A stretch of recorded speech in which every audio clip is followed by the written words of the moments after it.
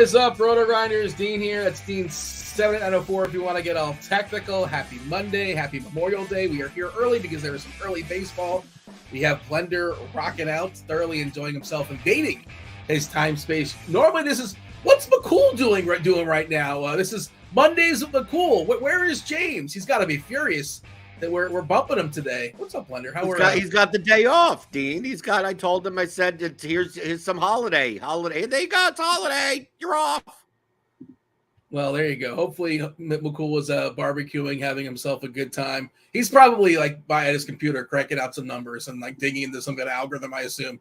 I have no clue, but hopefully he's enjoying himself. Hopefully the chat's enjoying themselves. Welcome. Kindly hit that like button. Do subscribe. Do turn on those notifications. Myself and Blender taking you all the way up the lock. Well, not just the two of us. We handed off, I believe, Tim and Dave Potts. Dave Potts, Cheese is Good, as well as Kevin Roth. We're going to need Roth. We need Roth every single day. We're definitely going to need Roth today. There is some dicey weather out there. I'll go ahead and drop this link in chat for the people. Let me give it a refresh, see if anything's changed. Probably not so much because this was the forecast was not that long ago. Yeah, yellow, orange, nothing like crazy, but everything we got to keep our eye on, right? Yellow, orange in Baltimore. Green, yellow in Chicago. That's the White Sox game.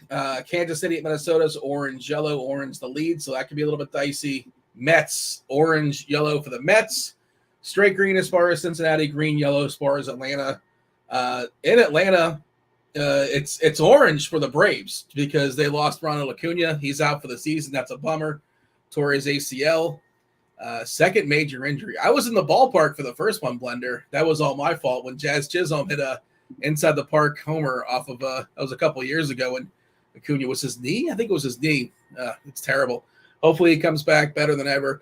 We might get Sean Murphy. He'll come back worse than ever. It's not like he was playing that well. Yeah, he wasn't. Right? Yeah, he was a little. Yeah, it wasn't. He was stealing bases, but yeah, the power wasn't really there for some reason this season. I assume it was going to come, once it heats up in Atlanta, but I guess we'll never know. We're projecting Sean Murphy to come back today. Austin Riley may come back as well. I don't think we're projecting that, but maybe Atlanta finally is going to realize how to work the IL with Ronald Acuna being out for the season. Hopefully they piece that together because it's been 13 days, I want to say, 13 games that Austin Riley has missed. You know how many games he's been on the IL? 0. Atlanta, what are you doing? That doesn't make any sense, but there's a chance he comes back. Oh, we should mention there are 2 different slates today, Blender. 2 different slates. FanDuel does not start their slate until 4:10. Dean, I know you don't look at the screen, but I didn't leave. I'm still here. Okay, no, I see the screen. I was going to introduce you in a second. I wasn't sure if you were actually pictured or not pictured, but yeah, I do want to acknowledge your presence, TJ Zwarich, one of the greatest DFS players in all of Saskatoon, Saskatchewan, Canada, up earlier than everybody else. Is it 9 o'clock in the morning for TJ? It is 9 o'clock. 9 right? o'clock, yeah, 9 o'clock, which it typically isn't too bad, but it was a rough morning with the baby, so I was debating just staying behind the scenes, doing the production aspect, but I can't miss a chance to hang out with you guys. Yeah, welcome. Yeah, you're going to be you're working double duty, like you said. You're producing. You're going to be chiming in, giving some content. Are we using we rolling out the 150 today, TJ? What are we doing today? How many lineups are we making? Yeah, 150 lineups yet. Haven't started building my pool, so I'll do that over the course of the show and during crunch time, but haven't started building yet, but rolling out 150 for the nice early morning daytime slate. Yeah, and again, a reminder, FanDuel does not include Boston, Baltimore, does not include TJ's Blue Jays, but I saw a note, George Springer batting the lowest he's ever hit in his life today. Rightfully so, by the way. It's well earned. I think he's hitting 6th or 7th in the lineup. He's never hit below 6th, I want to say. Behind, Team Girth, Daniel Vogelbach cracked the lineup. He's behind him. It looks like it's Schneider leading off, Jansen, Guerrero, Bichette, Vogelbach, Varsho. Yeah, Springer batting 7th, IKF, and then Biggio. This is a rematch of a game we saw 5 days ago or so. The Blue Jays were chalky, and they actually came through, and they beat up the pitcher they're going to be rolling out again once in Nestrini one more time. We'll talk about that. Again, that game is not on FanDuel. Kansas City, Minnesota, not on FanDuel. But FanDuel does include Philadelphia, San Fran, 5:05, and the Marlins, San Diego. Their slate starts at 4:10. So I think for the purposes of conversation, TJ, I think we should probably focus on DK. If anybody has any questions, by all means, as far as FanDuel, or just make it easier when you're asking questions in chat, specify. Tell us where you're playing. It just because it's two different slates as well, right? FanDuel not including Toronto and Chicago. Toronto, one of the more popular teams on this slate. So just make it easier if you have any questions. By all means, always do this, but especially do this today.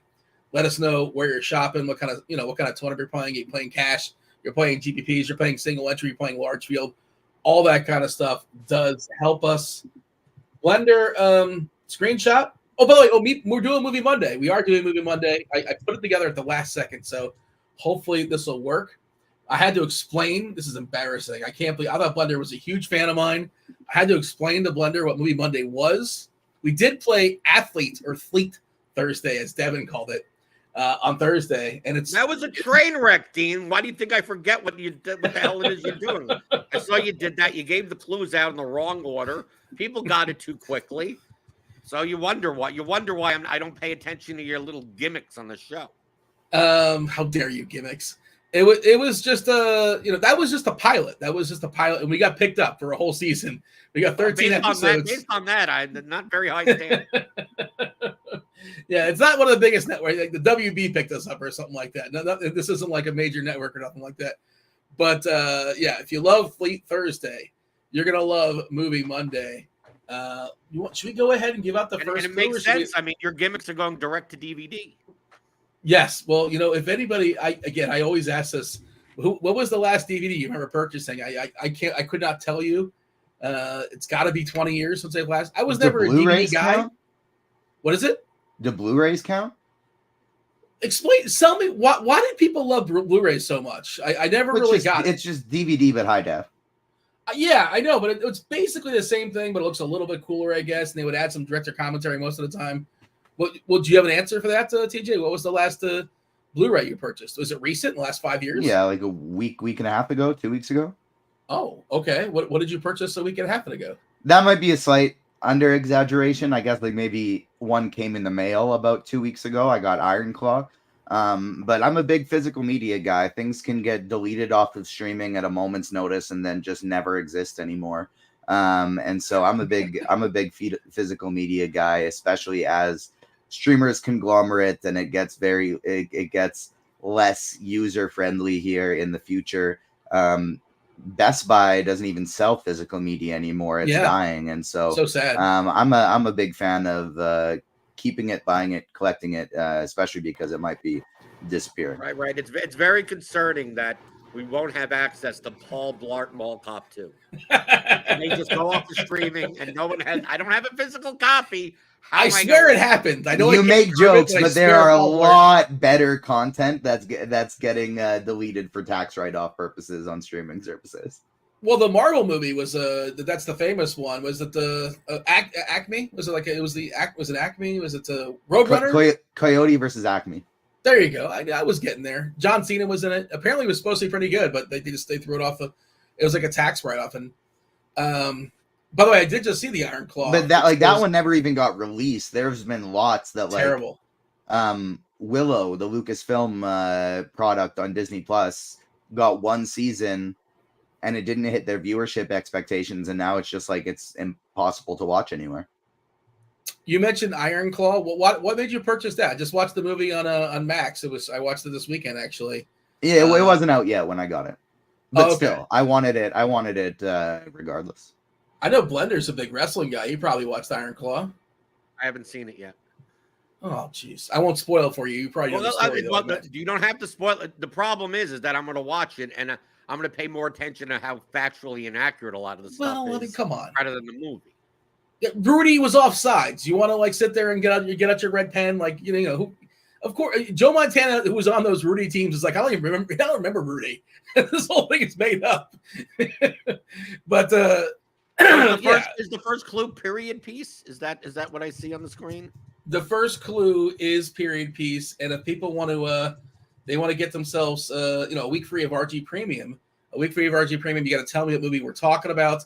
Where do you put your answers? You put your answers in the Discord, rotorunners.com/Discord. Jump in the live stream chat channel.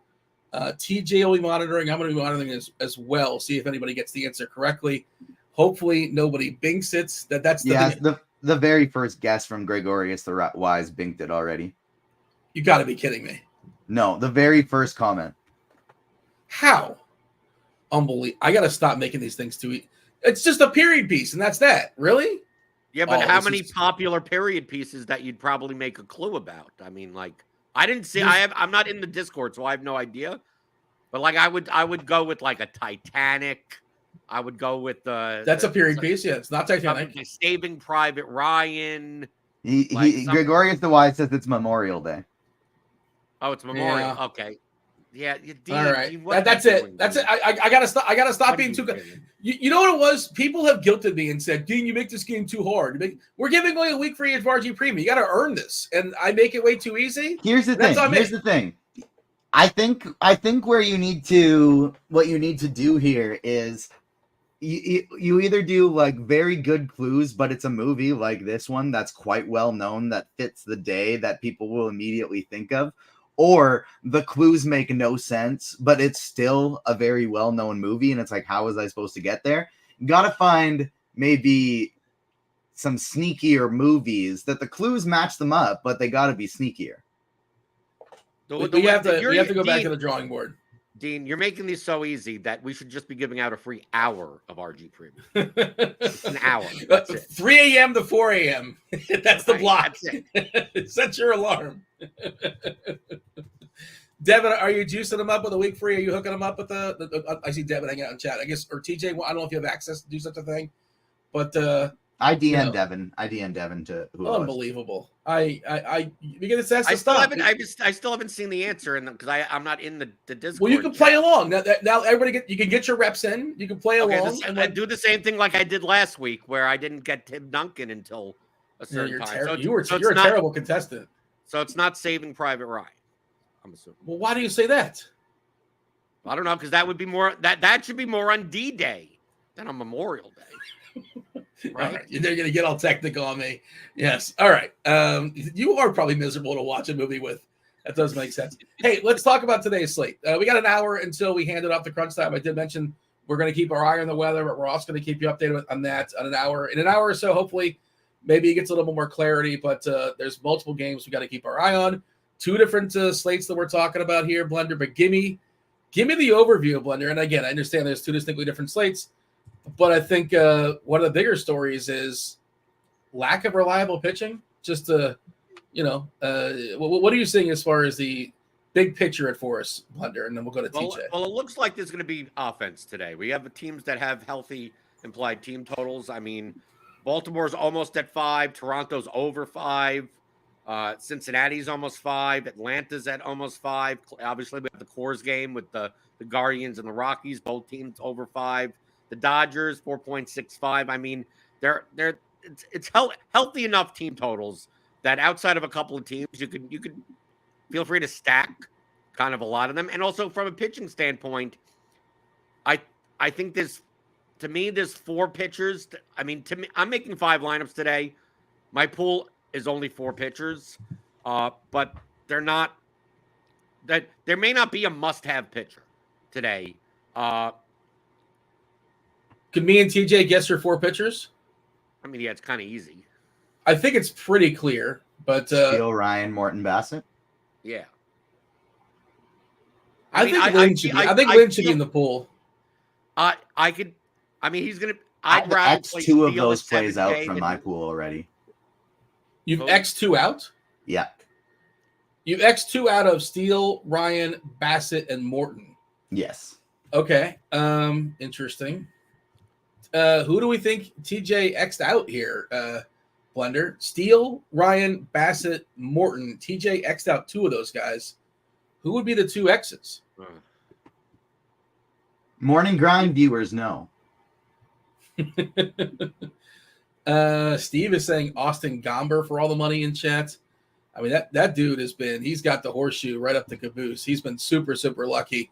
He's got one of the best BABIPs in the league, pitching half his game in Coors, which regression monsters should be coming for Austin Gomber. I'm not saying it's coming today. I don't know. But eventually, that dude's been crazy lucky. If you look at his ERA versus his Sierra. But, yeah, Blender, who do you think amongst those four? I'm going to say Steele, but, I mean, I think that's – I think his underlying stats. I mean, he's obviously this is what he's off. He came off the IL. He's had plenty of starts. He's going to get over 90 pitches. If he's pitching well. But I mean, his Sierra's fine. I mean, like his xFIP and Sierra are fine. He's had some unlucky, one really bad outing. So I think TJ's Xing out Steele, but I don't think you should. I mean, I'd much rather X out. I mean, the thing is that I like about these pitchers, and that's why you could throw Lynn in the bucket if you want, is that these are pitchers that like Ryan, Morton, Bassett, Lynn, like they could pitch 100 pitches. And especially on a slate where like there's no standout strikeout options.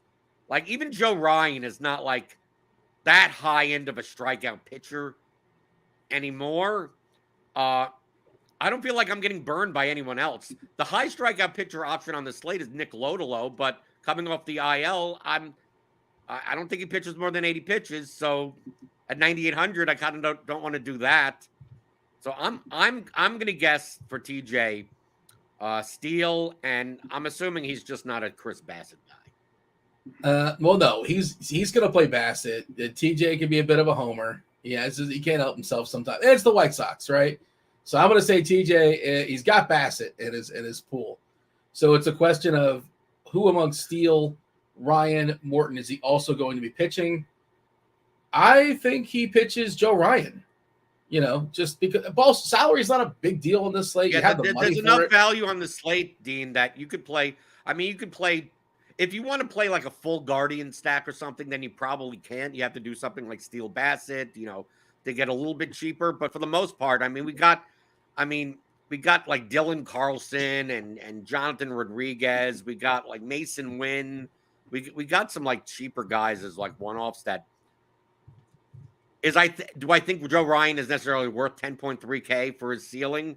I mean, comparison to other pitchers on the slate, I guess so, but I don't think he's a must at all. And KC is not like an easy matchup, right? KC has some hitters there. So, I mean, I don't think price is an option. So I think TJ's going Ryan, keeping Ryan, Morton, and Xing out Steele and Bassett. Let's get the reveal from TJ. Before we do that, we should mention, by the way, the ownership wise on DK, Ryan currently 48%, which is a monster number. That is a monster number because again, you have the salary for it. It's not like we're really pinching pennies here. 35%, 36% for Bassett. So those are 1 and 1A. Then Charlie Morton at 34%, Steele at 25%, Lodolo at 14%. He only missed 15 games. He was on the minimum, right? And he threw on the side. We are projecting. He didn't have a rehab start at all. He didn't need it. 15. Just 15 days. He threw on the side. He's fine.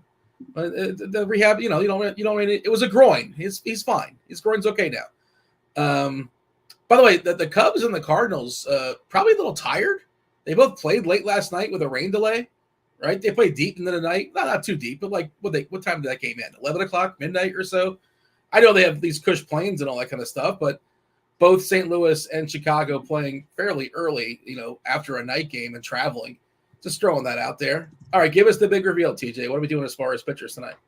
Opposite of what Blender said, I'm Xing out Charlie Morton and Joe Ryan. Ownership is too high for me. I am going with the different guys. As long as the only thing I somewhat fear is Joe Ryan giving me 25 plus. But as long as it's like lower than that, I don't really care.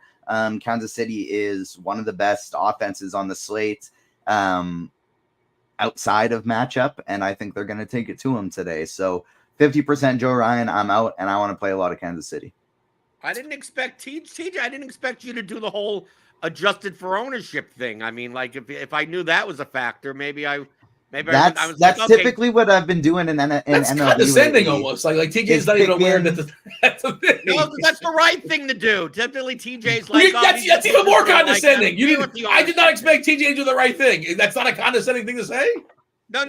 Well, when you remember, it's lineups, not players, right? Oh. And TJ is the type that's like, I like taking the best pitchers, and I'll get a little bit different with my bats, which is kind of the normal heuristic approach to MLB.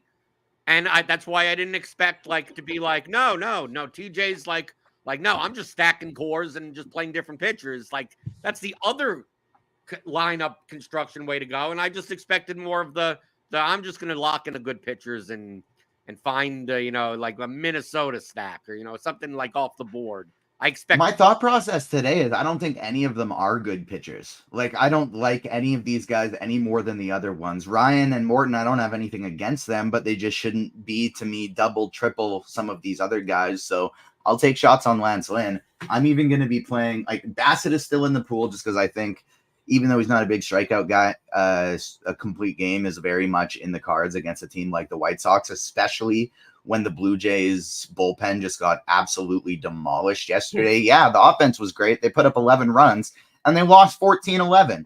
So they're going to be trying to get Stretch Bassett out as much as they can for this one. I'm also playing some Alec Marsh and Gavin Stone, just because 15 points, 16 points might do it today, and that could be all I need.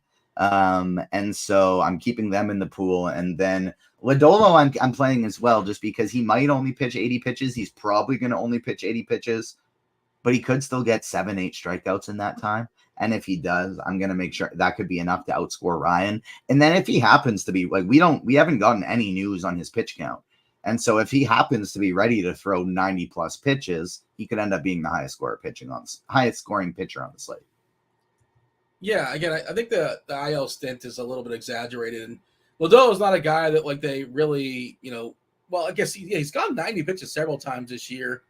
Let's see, went 98, 85, 99, 98, and he threw 98 pitches on the 11th. Again, 15, 16 days ago. He did stuff on the side. I think 80 pitches is assuming he's pitching well, I would take the over on 80 pitches. Now, is he going to get 90? Probably not. But like TJ says, he can strike out 7 in 80 pitches. And the St. Louis team, not very good. We know they're pretty bad against just in general. The ballpark bump certainly matters. It's a nice ballpark. We'll talk about that as far as hitting. And we'll talk about that as far as Lance Lynn, because Lance Lynn, a lot of his outings are determined on home run the fly ball stuff, right? Do his fly balls die in the warning track, or they go over the fence? It's not a very forgiving ballpark there in Cincinnati. I really was hoping he'd be highly owned today when I opened up projections, opened up ownership. I really wanted Lynn to be highly owned so I could X him out, but he's not, so I have to play him. Well, I mean, I'll take the over on 12% for the record. He's not going to be highly owned because, take a look at this projected lineup. You got, only 3 out of 9 righties. Yeah. So he's facing 6 lefties, and, Fraley has power, Dela Cruz has power, Ford has power, Benson could hit. Just this is the reason why I'm more likely to play the Reds than play Lance Lynn. But I do love the Reds too, for what it's worth. That's the field too, though. The field is more likely to play the Reds than Lance Lynn. But just understand with Lance Lynn that the benefit of Lance Lynn is that if he does do well, he's a 100+ pitcher that he could go 7 innings, 5 or 6 strikeouts easily. But I prefer him against more righties than lefties, and also the problem with the Reds, stacking the Reds, is that any of these lefties are going to turn into righties at some point when Lynn does come out of the game. So that's maybe a little bit of the reason why the Reds may be under-owned today, but yeah, when we get into stacks, I would put the Reds up there in the tiers. How many lefties are in that St. Louis bullpen? I didn't get that far as my research, but you're talking about potential pitch hit for Cincinnati. They're also injured, so they don't have the versatility they typically do. There are 3 lefties in that St. Louis bullpen, but I would say there's a really good chance that Jojo Ramiro is not available. He pitched both Saturday and Sunday. 24 pitches on Saturday, 11 on Sunday, maybe available, but unlikely. Liberatore is their long man, so he hasn't pitched in over a week, it looks like. Since at least he has not pitched at least since the 21st. So he would only come in if Lance Lynn is getting his face fully punched in and it's 8-0 and they got to give him the hook. That's when he would come in most likely. and the other one is John King, who threw yesterday but is well rested otherwise. So I don't know. I'm not freaking out over potential pinch hit stuff, but certainly that's the thing that Cincinnati will do. But they are, a little bit limited as far as, with some injuries they're dealing with. Jerry wants to know, will there be a show for the FanDuel main slate? No, this is the show, right? There's not another show as far as I know. Well, crunch time, they'll at least talk about FanDuel a little more. Yeah. Well, I mean, if you have any FanDuel related questions, by all means, fire them off. The interesting thing about FanDuel is I'm not sure how much you guys looked at it, but have you seen Blake Snell's price? Have you guys seen how much he cost tonight? He's on the FanDuel slate, is not on the DK slate. He's going to be pretty heavily owned, I think. Well, that's surprising. We're only showing 14% ownership. Take a guess if you haven't looked. What would you guess Blake Snell is? Former Cy Young winner, 2-time Cy Young winner, I believe, taking on Philadelphia. What would his FanDuel price be? I don't think he's got. Has he gone 5 innings this year just yet? I don't think so. He just had a baby. 6.8K. Well, no, that's now we're being 82. I'm going to guess 8,200. You guys middled it. He's 7-4 on FanDuel, which that was legitimately going to be my first guess, but then the way you were framing it, I was like, is it crazy low? I don't want to get it go too high. 7-4 is kind of crazy low for Blake Snell. This guy used to be 11K on FanDuel. Yeah, but the issue on FanDuel is that, you want to kind of prioritize people that could pitch 6 innings for the win plus quality start type of thing. So, I understand he can pitch 5 and strike out 12. Sure. I can pitch 5 and strike out 12. No, you can't. 2 years ago. Can he now? Well, TJ, you just had a child. Did you feel like your pitching ability would be, downgraded as whatever it was 2 months ago, as the word is today? Because I think he was on the paternity list. I assume he just had a child. So no, I don't think that would it. But all of his bad outings would make me think that he can't do it right now. But I think I could still, get touch 75 on a radar gun. It's weird, by the way, because the FanDuel slate also has Michael King. That is the most popular pitcher currently we're seeing at 23% taking on the Marlins. And he's almost 10K. And King is another guy he's got a little Snell in him, and that he's all over the place, right? Sometimes he has great outings, sometimes he's a disaster. It's a good tournament slate, I would say, on FanDuel. I would not feel good about playing a cash game lineup over there just because of the volatility of 2 of the more popular pitchers in King and Snell. And then there's Justin Steele, who's been, not great since coming back from his injuries. Eric wants to know if that's miles per hour or kilos per hour. That's a good question. It's okay. All right. Thank you for translating for us. My Blender can't do the math on kilos. All right. It's also not. Oh yeah, that's all right. Kilos refers to kilograms. No one refers to kilometers as kilos. Oh, well, sorry. Do you currently have a milk in a bag right now in your fridge? No, milk in a bag is not sold here. It comes in a carton. No, it's a Canadian thing. I've been to Canada before, and I know Canada's a big place. It is not a Canadian thing. It is a small place. It is some places of Ontario and Quebec thing. Yeah, well, when I was in Mississauga and in Toronto, they were selling milk in a bag in the grocery store, and I thought that was wild. Some places of Ontario and Quebec. Yeah, because a country that is 4,000. It's a larger country than the United States. Right, it's that big of a country. When you go to one place in a very big country, every place in that country has to be just like. No, but he's talking like this is a foreign thing, like it's never happened before. And then I called him out on it. He's like, "Well, yeah, okay, those places and that place is sure." But he said, no, I literally prefaced it. No, they don't do that here. They do that in some places of Ontario and Quebec. Okay, when you say here, I thought you were saying Canada. I got you. I said, it's a big country. It's where I live. I know it's a big country. You got 10 provinces. I know you want to quiz me. I didn't know there would be math, but yeah, and that's geography. I didn't know there would be geography either.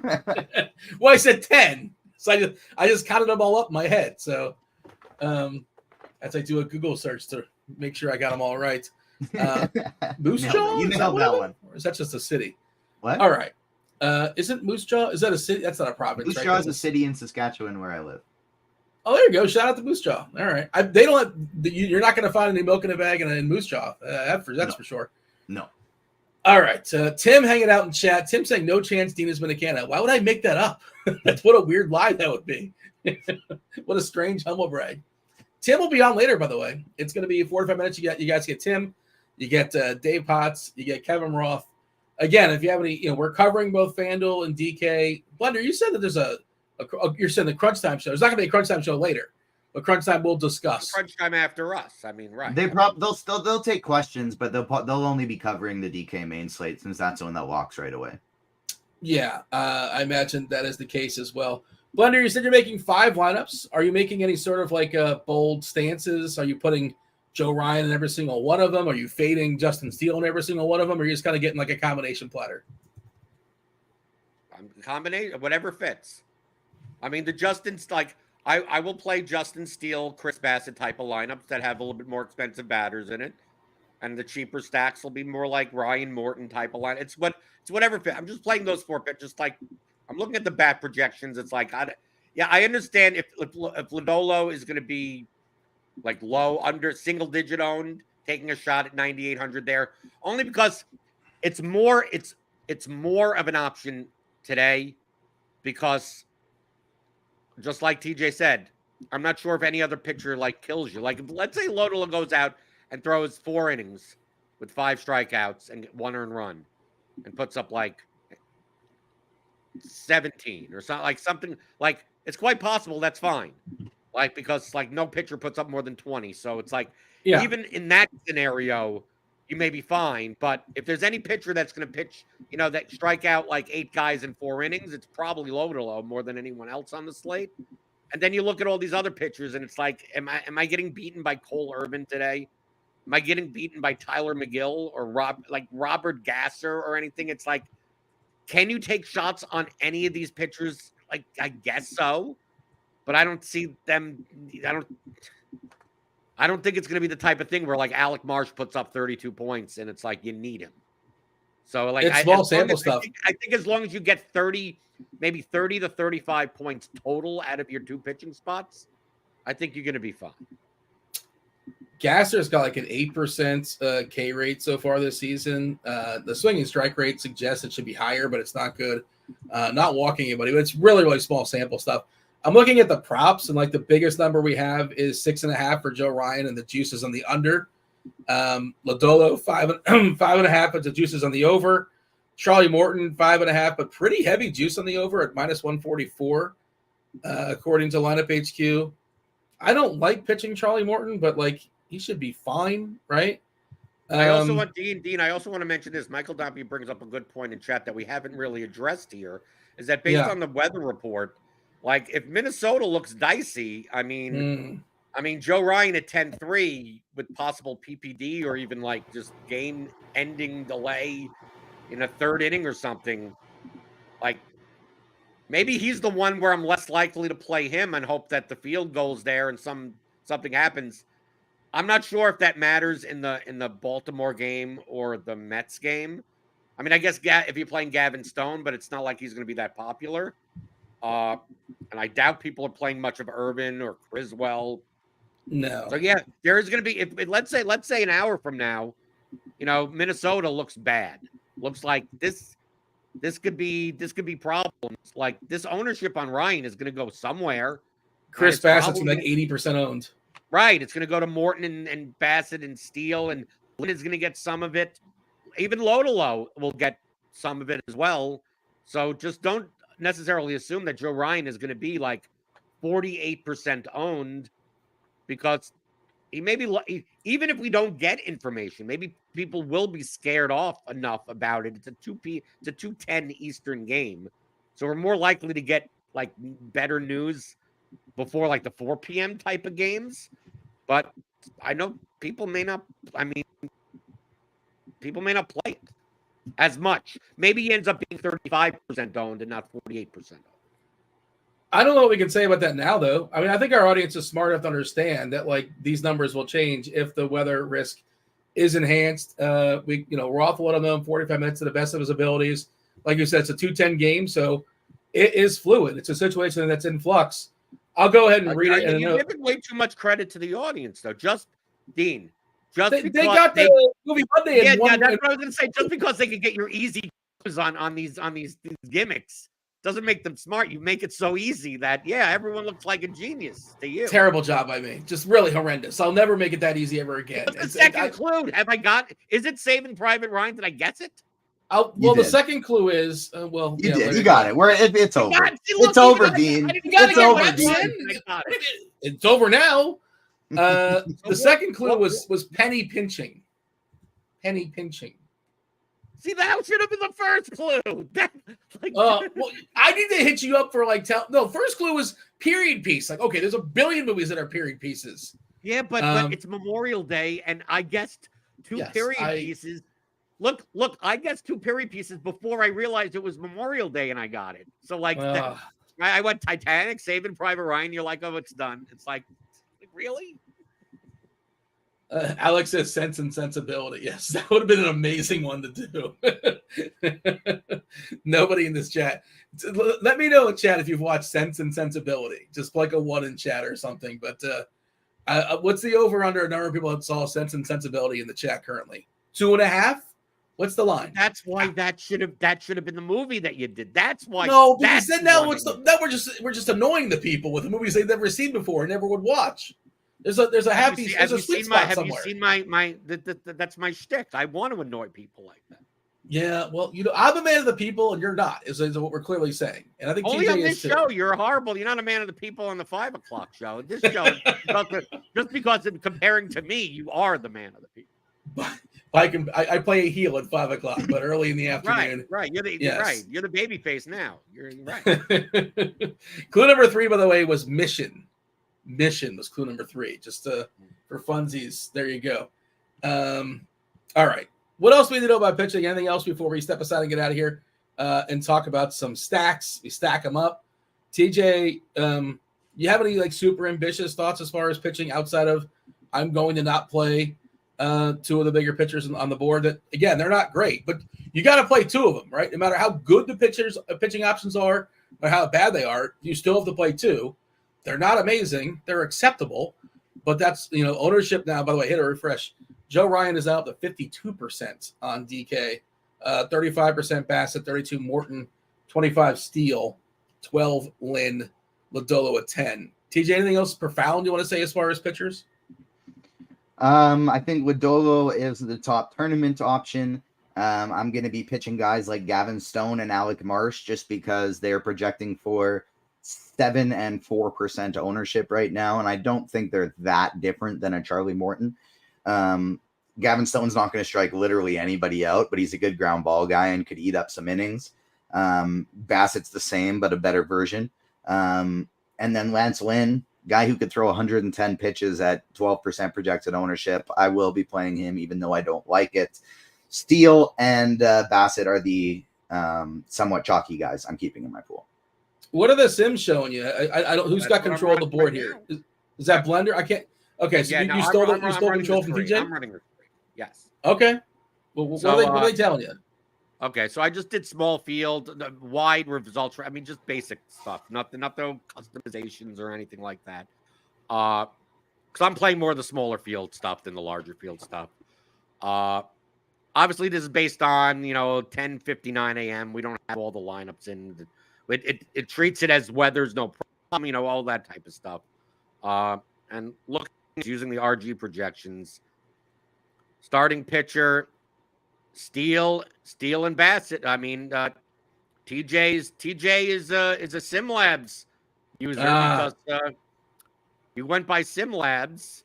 Are you saying he ran the Sims but did not give credit to the Sims? Is that what you're suggesting? I don't know, or just they got lucky, but the 2 of the 4. But it according to our Sims that Steele number 1, Bassett number 2, then Alec Marsh, Lance Lynn's up there, and Ryan and Morton. Morton doesn't come in that as much at all. And some of this is a byproduct of whatever the ownership is. So if you think the ownership is off, obviously you could judge them from that point forward. But Mitchell Parker against the Braves, I mean, if you I just think it's worth noting again. This Braves lineup is going to be without Ronald Acuna for the entire season. They may not have Austin Riley back. There's thought that he might come back today, but currently we're not projecting him. We are projecting Sean Murphy to come back. I don't think we've seen Sean Murphy all season. He was a really good hitting catcher last year. The Braves have a really good tandem as far as their catchers, both d'Arnaud and Murphy, really, really good as far as catchers. But that's where we're at right now as far as the lineup is not. Luke Williams is projected to play for Atlanta. Zach Short is projected to play for Atlanta. Again, it's just not a pushover, but this team is not what you actually want to think they are as far as Atlanta, not the vaunted Atlanta Braves. But continue. Yeah, but the SimLabs seems to prefer, as of now, right, obviously with the current data that's in there, seems to prefer Mitchell Parker over the Braves stacks and also prefers the national stacks over Morton.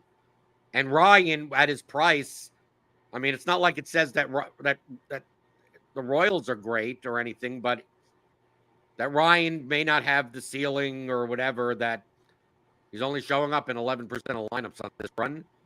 But at the prices that Steele or Bassett at, they're up there. And obviously Marsh has a good strikeout. I don't think he's a good pitcher, but I could see even at 8K that, he could get some strikeouts in a matchup against the Twins. So yeah, that's SimLabs. Back to you, Dean. 20% Ks in the season for Marsh. As far as the lineup for Minnesota, this is the official lineup. They do strike out a fair bit, 25.3% versus righties on the season.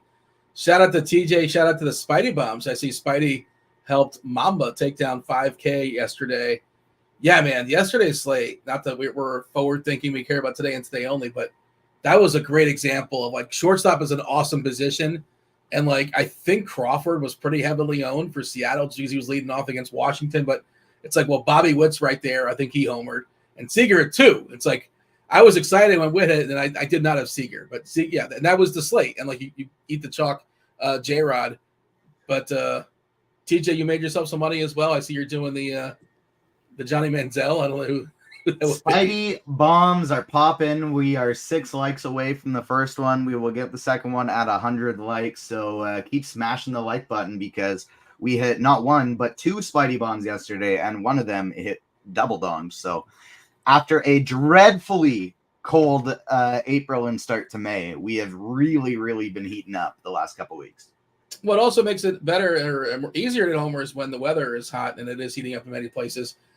In chat, Aaron is speculating that Minnesota game is likely to get postponed. We don't know that. I'll just tell you what Roth said, and it might get postponed. 2 lines of showers and storms that kind of sandwich Minnesota through the afternoon. I think we likely have to wait them out. A late start and play is my best guess here. Refresh. Oh, have things changed? Oh, straight orange. Okay, there you go. He must have just updated that because I refreshed 5 minutes ago. Just don't love the setup here today. Minnesota scattered, disorganized storms all strewn about. do I know the word strewn? S-T-R-E-W-N. All right. Maybe a late start and an attempt at playing, then another delay. Honestly, we'll need to wait until before first pitch to hope to have an idea. And even then, I'm not even overly confident I'll know the outcome. That does seem pretty dicey. Straight yellow for the Mets, green yellow for Chicago. So everything else seems a little bit clearer, but Minnesota seems a little bit dicier. Okay. And again, Roth will be on in a half hour to give us more clarity. And I'm sure, I don't want to presume, but I'm guessing he'll also be available on Twitter if anything were to change, from the time he leaves crunch time to the time of first pitch. Okay. Let's talk stacks. Blender, you have the board, but before you throw up the board, tell the people what your stack category was. So we can they can tell you the best and the worst. But just let the people be aware that you're the one that selected the top. You told me what it should be, and then I made it. Okay? I just thought you'd have, I figured you'd have a good perspective. I figured you'd have good answers on this. Right, because it is Memorial Day. Yeah. It is Memorial Day today. So Dean reached out last night and said, today's tiers is going to be holidays. So we're ranking the holidays in 5, obviously 5 tiers. Yeah. Right, Drew Holiday. Right, we're ready. Right, those. That's exactly what you meant. Right, those types of holidays. No. That's what I was asking for. Yes, Justin. Drew's got to be number one after his flu game against the Pacers. Yeah, they're still listing him as questionable. Like, come on, man. Enough of this nonsense. He's not questionable for the next game. He's fine. But anyways, continue. Chad, tell us your best and worst holiday. Understand, I didn't list all the holidays. I mean, some of the holidays also go in those tiers. I mean, some people don't get that just because your favorite holiday, so your favorite holiday could be a B tier holiday, and it's just that I put another B tier holiday. Or there are plenty of F tier holidays. And I also wanted to get rid of like you mentioned, like, oh, the worst holiday is Flag Day. It's like that's big like, TJ big Flag Day. You might as well not even have a holiday. Like that's it has to be a real holiday. You said April Fool's Day is the worst. I think April Fool's Day is the worst quote holiday, but it's not real. If you Google holidays for American, it's not a holiday, but it's also not a holiday. Right, it's not really a holiday. It's tweener. So I wanted to go with like more of the major holidays that when you mention there, people will be doing something different on that day than you would on other days. No one goes out and celebrates Flag Day, right? Right. 3 people. How many people go out and celebrate Arbor Day? I don't know when Arbor Day is. So if I don't even know what day it is, it's not celebrated enough. Right. Yeah. So you said it would be controversial. I don't think it's going to be that controversial. After I saw your board, I'm like, yeah, well, I can see why some people might have. Well, go ahead. I think the one that you have all the way down the gutter, some people would put all at the top.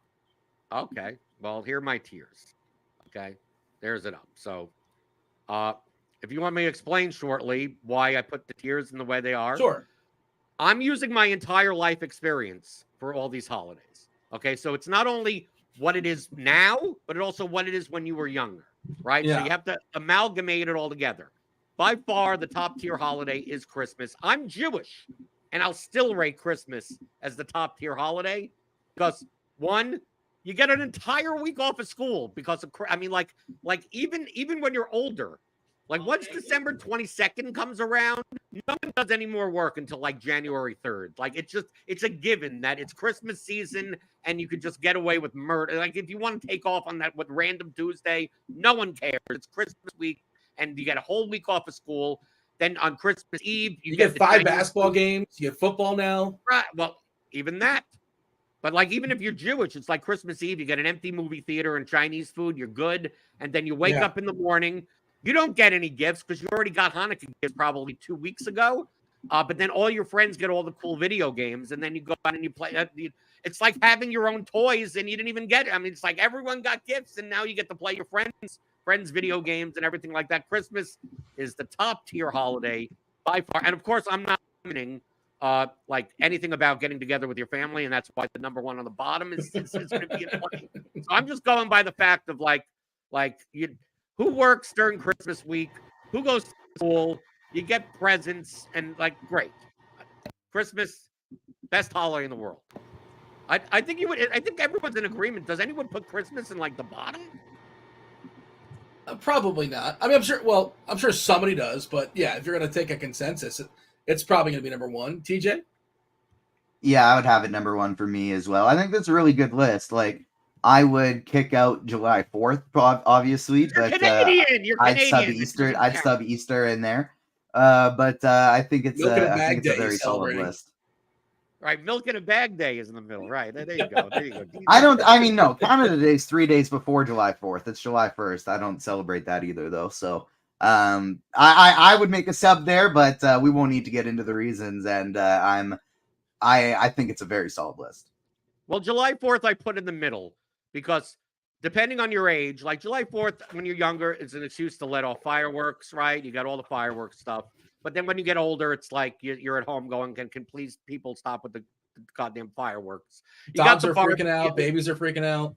Right. And I think New Year's, like people are saying New Year's Eve, like New Year's, I put in that bucket also in the middle of it's a July 4th and New Year's are more depends on your age.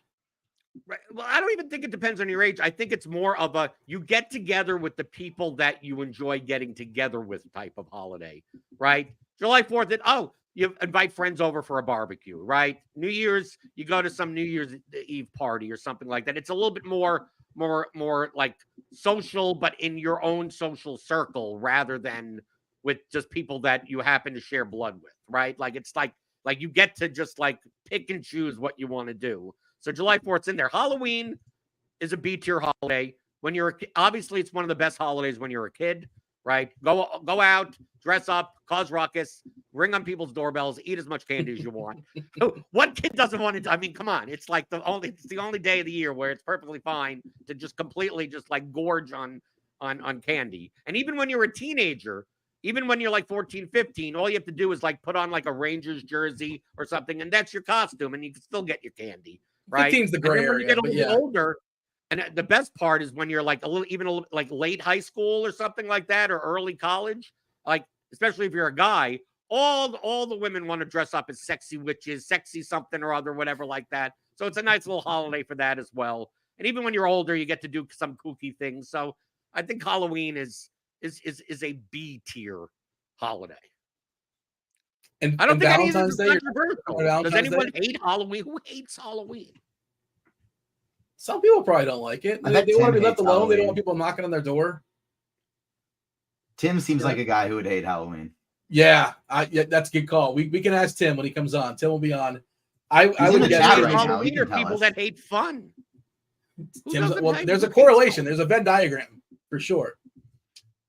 Blender, quickly on Valentine's Day and Thanksgiving. Okay, Valentine's Day is not the bottom. A lot of men would put the Valentine's Day on the bottom tier, but Valentine's Day is almost, if you're at least in a relationship, guaranteed sex. So that can't be the bottom. It can't be the bottom tier. Even though you're probably going to have to work a little bit harder for it. Like Valentine's Day is essentially for men in a relationship a pay for sex day, right? That's essential. Let's just be honest. That's really what it is. Okay. And then I can understand it being on the bottom because if you're alone, a lot of times it could suck that, all your friends are, you're doing. Devin, can you chime in chat? Do I need to mute Blender? Can you give me some oversight here? I need the higher ups to step in here. People are saying it's a great point. See, exactly. I think that's a great, because a lot of men would say that, oh, it's the day that I gotta get flowers or whatever. Like, the thing is about Valentine's Day, it's like what you need to do is in a very confined box. Like, it's February 14th. You don't have to, you can forget your anniversary. It's hard to forget Valentine's Day. It's on the same, everyone celebrates it. So it's very easy. So it can't be on the bottom. But then Thanksgiving is the nut low. Okay. Thanksgiving is by far the nut low of holidays, unless you love your family. But most people don't. So I put that on the bottom. Who wants to go? When you're a kid on Thanksgiving, your job is to set the table, do the dishes. It's the chores that you have to dress up nice because some 77-year-old relative you haven't seen since it was your bar mitzvah when you were 13, comes over, and it's like you only know Mitzi because you had to write a thank you note when you were 13 because she gave you not only a $36 oddly specific gift. Mitzi exists. I believe Mitzi's real, and you're getting a flashback. Right. You're not getting $36. You're getting a $36 treasury bond that matures after 10 years. You're 13 years old, Mitzi. I'm 13. Just give me multiples of 18, right? Is that the thing, right? Multiples of 18? Isn't that the thing? Right, but I got treasury bonds. I got literally I'm 13. What? I don't want things that because it makes you want to create a savings account or something. I'm a kid. You don't understand. This will be $97 in 10 years, Blender. You don't realize what a great gift this is. The only gifts I want gifts that depreciate to zero. I want gifts. When you're a kid, you want a gift that when you open the box, the thing is literally worth nothing anymore. That is a toy. That is a gift. Don't give me something. Don't give me an investment vehicle. Get out of here. So those are the people that come to Thanksgiving, and then you have to do all the chores, and you can't be, you're done with dinner, and you're like, I want to go play video games. And then your mom is like, well, you're not excused from the table. And you have to sit there with warm coffee and bundt cake, listening to old people talk about who's going to get admitted to the assisted living facility. That to me, that's Thanksgiving. So I put it all Thanksgiving dinner, kind of the food kind of low-key kind of sucks, right? Low-key kind of sucks. Overrated, if nothing else. All right. Let's put the teams in the appropriate categories. Blender, you're going to go first. Blender, you're controlling the board, right? You have control of Yes. the teams here. You know all the logos, right? We didn't test you before the show, but I think you know all the logos. Is that correct? Yeah. I think I'm aware of who plays baseball. Yes. Hey, Dean, did you know the Brewers logo is an M and a B? I know you're poking me. I know you're being sarcastic, but it's one of the greatest logos ever. It's incredible. It's so brilliant. Well, it's not just an M and a B, but it's inside a glove, and you use a glove to play baseball. It's freaking brilliant. Whoever designed that should be a billionaire. It's very, very clever. All right. I know you're just poking me because on a previous show, I went on a whole rant on how brilliant it was, but it doesn't make it any less brilliant. Can you see the M and the B? Somebody's just seeing it right now for the first time. Move on! I didn't move on. Hey, it's your fault you brought it up. I Boston, know. Baltimore, Cole Irvin versus Cooper Criswell. Two pitchers we barely even acknowledge their existence. 9 is the total. Baltimore pretty heavy favorite here, minus 156. Blender. You got to set the board here. Red Sox, Orioles. Where are we throwing these teams? Well, Baltimore is it's actually, as a decent team total. I think they're not going to be nearly as owned as they should be because people will probably pay up for a Guardians or even a Braves. They'll play some of the Blue Jays or something. So they have one of the highest raw projections on the slate against Criswell. But they're also, they're pricey. So maybe they're not Christmas, but I mean, I'll put them in the second tier. I'll put them in Halloween. And Boston on the other side of the spectrum is really cheap. They're cheap. Right. They from a point per dollars perspective, they're good, but their ceiling is not the highest. I think some of their pieces may be slightly overowned as like one-offs, like a Rev Snyder one-off in there. So it makes it a little less appealing. But because of price, I'm going to have to put the Red Sox in July 4th. Not like from a ceiling perspective, maybe they're Valentine's Day, but because of price and they're not super owned, I'll put them right in the middle. I guess still no Tyler O'Neill dealing with his knee. I'm not sure if he's available to pinch hit or not, but just that certainly weakens the lineup as well. Do we have any issues here, TJ, as far as Blender's rankings? I would personally have the Red Sox in Thanksgiving, and so that would we'll drop them to Valentine's Day as like a tiebreaker. But I agree with the Orioles and Halloween. I think they have really high upside. I just don't really need the price of the Red Sox today, since I'm going to be saving at pitcher today, and so I'll be spending up a lot, which is one of the reasons I like the Orioles so much. Toronto, Chicago, 9 total. Blue Jays almost a 2-1 favorite here. Team total above 5. The board is yours, TJ. Your Blue Jays and the Chicago White Sox. A rematch of this very pitching matchup about 5 days ago. I think the Blue Jays should be Halloween. They probably even should be Christmas. It's just that they're gutless. You can't trust them, and so that drops them down to Halloween. They have finally just adjusted some things where it's like, George Springer, you're terrible. Fine, you're batting 7th. And Vladdy and Bo Bichette's have actually been picking things up lately and playing closer to themselves. And so I put them in Halloween. White Sox, Thanksgiving, unless you wanted to bump them to Valentine's Day just for the sole purpose of Bassett's going to be chalky. Blender? I would agree with the second take. I'm more of the type of person. I can never put a stack that's going to be up against one of the chalkiest pitchers on an 8-game slate in like Thanksgiving, right? So yeah, I mean it's the White Sox, right? You're playing them for leverage. You're not playing them like I don't think the White Sox are the team that breaks the slate, but on a slate where no team puts up 8 runs and and a Bassett gets hit, that's fine. The Blue Jays, I also agree with you that on a point per dollar basis and ceiling basis, they should be Christmas, but also I think they may be a little overowned. So I'm going to knock them down to Halloween. So I agree with you there. All right. Well, I usually break ties. There's no tie to break, but I would have put Toronto in Christmas because I think they're the best team on the board. But they might be overly owned to some extent. Locked in for 9, good ballpark, good weather as well. Weather edge, 51 games is our sample. 67 degrees, wind blowing out 14 miles per hour, dead center in similar games. 25% bump in homers, 16% bump in runs. Gutless or not, I like the Blue Jays today. We got to pick the pace a little bit here, boys. Blender, Royals, Minnesota, Ryan versus Marsh. Well, the Royals, I mean, are the lowest projected team on the slate. But they're going up against Joe Ryan, so I can't put them in the Thanksgiving tier because if Ryan's going to be 50% owned, leverage is always there for that.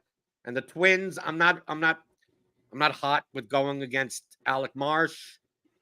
I think they're a little overpriced. I would put. I mean, it's quite possible I even put them in Thanksgiving, but I mean, they're not like the worst. They're not the worst team. I mean, I'll go with whatever TJ wants, but my inclination is to put them in Valentine's Day also. They're going to be one of my highest owned stacks. I'm going to be putting, or sorry, not the Twins, the Kansas City Royals are going to be one of my highest owned stacks. I'm going to be putting them in Halloween personally. The Weather Twins, permitting. though, yeah, weather permitting. The Twins, I don't mind in Valentine's Day, though. I would agree with that. I will say we did just get a Atlanta lineup. The basically two crappy players that we were projecting in their lineup aren't going to be in their lineup. We got Jared Kelenic in there, lefty, and then we have Austin Riley back. We have Sean Murphy back. And so despite no Acuna, this is actually looking like one of the better Atlanta lineups top to bottom that we've seen in a while. Yeah, but also Parker kind of reverse splitsy or neutral. So like you can play a left on left stuff. You can always play left on left stuff, but be less afraid than you typically would be left on left stuff. Okay, Dodgers, Mets, no lineups just yet for either one of these games. We're into the 4:00 territory. We're into the FanDuel slate. Gavin Stone taking on one of the brothers, McGill. This will be Tyler McGill. 8.5 total. You know, not a great ballpark to hit homers in here in New York. Dodgers minus 134 favorite. I believe, TJ, this is your board. Dodgers, Mets. Dodgers Halloween, I think, just because they're the Dodgers. Even though I don't love them, I'd personally be fine with July 4th for no other reason than I've just been burned by them quite a few times this year. And then Mets going up against them, I would probably have in Thanksgiving, but I would be okay with Valentine's Day. It's just tough to string together a really good stack when you're facing a super heavy ground ball pitcher. And so they're more in like, if I'd play them, it would probably just be like Nimmo, Lindor, Alonso mini stack. Blender? I agree with the Mets, and I would probably bump the Dodgers down to July 4th, but I would be fine. Okay. No, let's do July 4th then, because that's like that'll be where they are for me. They'll be in my mid tier of stacks that I have. Right. Producer Steve not with us today, and you guys, as an homage, are throwing Mets all the way down in Thanksgiving. Rumors of the polar bear getting traded too, which I guess he's a pending free agent, so maybe it would be a terrible idea. Even if they want to re-sign him, I guess they can try to get something for him if they're not going anywhere this season. The board is yours, Blender. Lance Lynn, Nick Lodolo, 9.5 total. Cincinnati with a total above 5. We've kind of talked about this as far as both these pitchers. This is one of those where like all four corners are in play. Lynn, Lodolo, Cardinals, Reds. I think all four are in play. You tell me. The board is yours, Blender.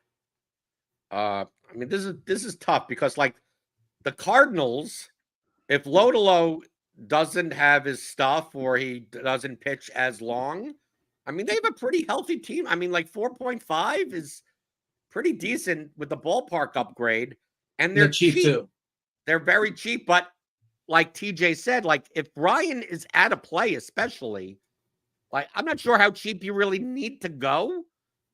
So I don't know as useful as the Cardinals are going to be. I mean, my inclination was to put them in Halloween, but I'm not sure if maybe if you're not playing Ryan, I mean, I'd much rather play the Orioles or the Braves or the Dodgers. I'd much rather play higher ceiling teams.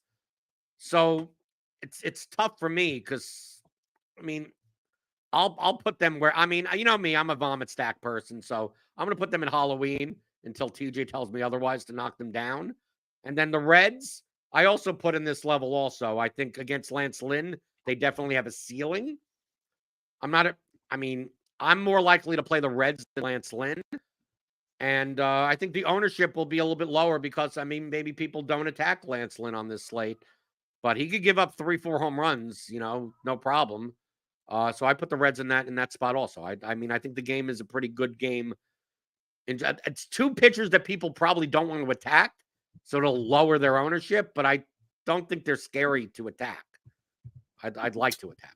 It's a good ballpark to certainly attack, and I think people want to attack Lynn. And 6 lefties is a projected lineup with Hurtubise being a super cheapie leading off. The Cruz obviously a nice big spend as well. What do you got here? St. Louis, Cincinnati. TJ, do we agree with Blender?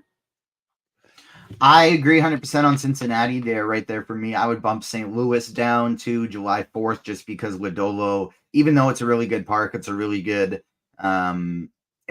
weather. I still think Lodolo could limit them a little bit, but they are mid-tier for me. I still think they are a good stack, just not in the tier 2. And then the Reds, I would keep there. Love me some Reds today. In my first set of lineup builds, Ellie De La Cruz is my 4th highest owned bat. Yeah, I think he's going to be one of the more popular big spends on this slate. He's currently only projecting for 6% ownership. Really? I'll take the over on 6%. That's surprising. Who's the most popular projected shortstop? Now I'm curious. Bichette at 15%. Yeah, he's pretty cheap against Nostrani on the road. And it's just such a strong position. You have Gunnar Henderson, Bobby Witt Jr., Mookie Betts, C.J. Abrams, Willie Adames, Francisco Lindor, Bo Bichette.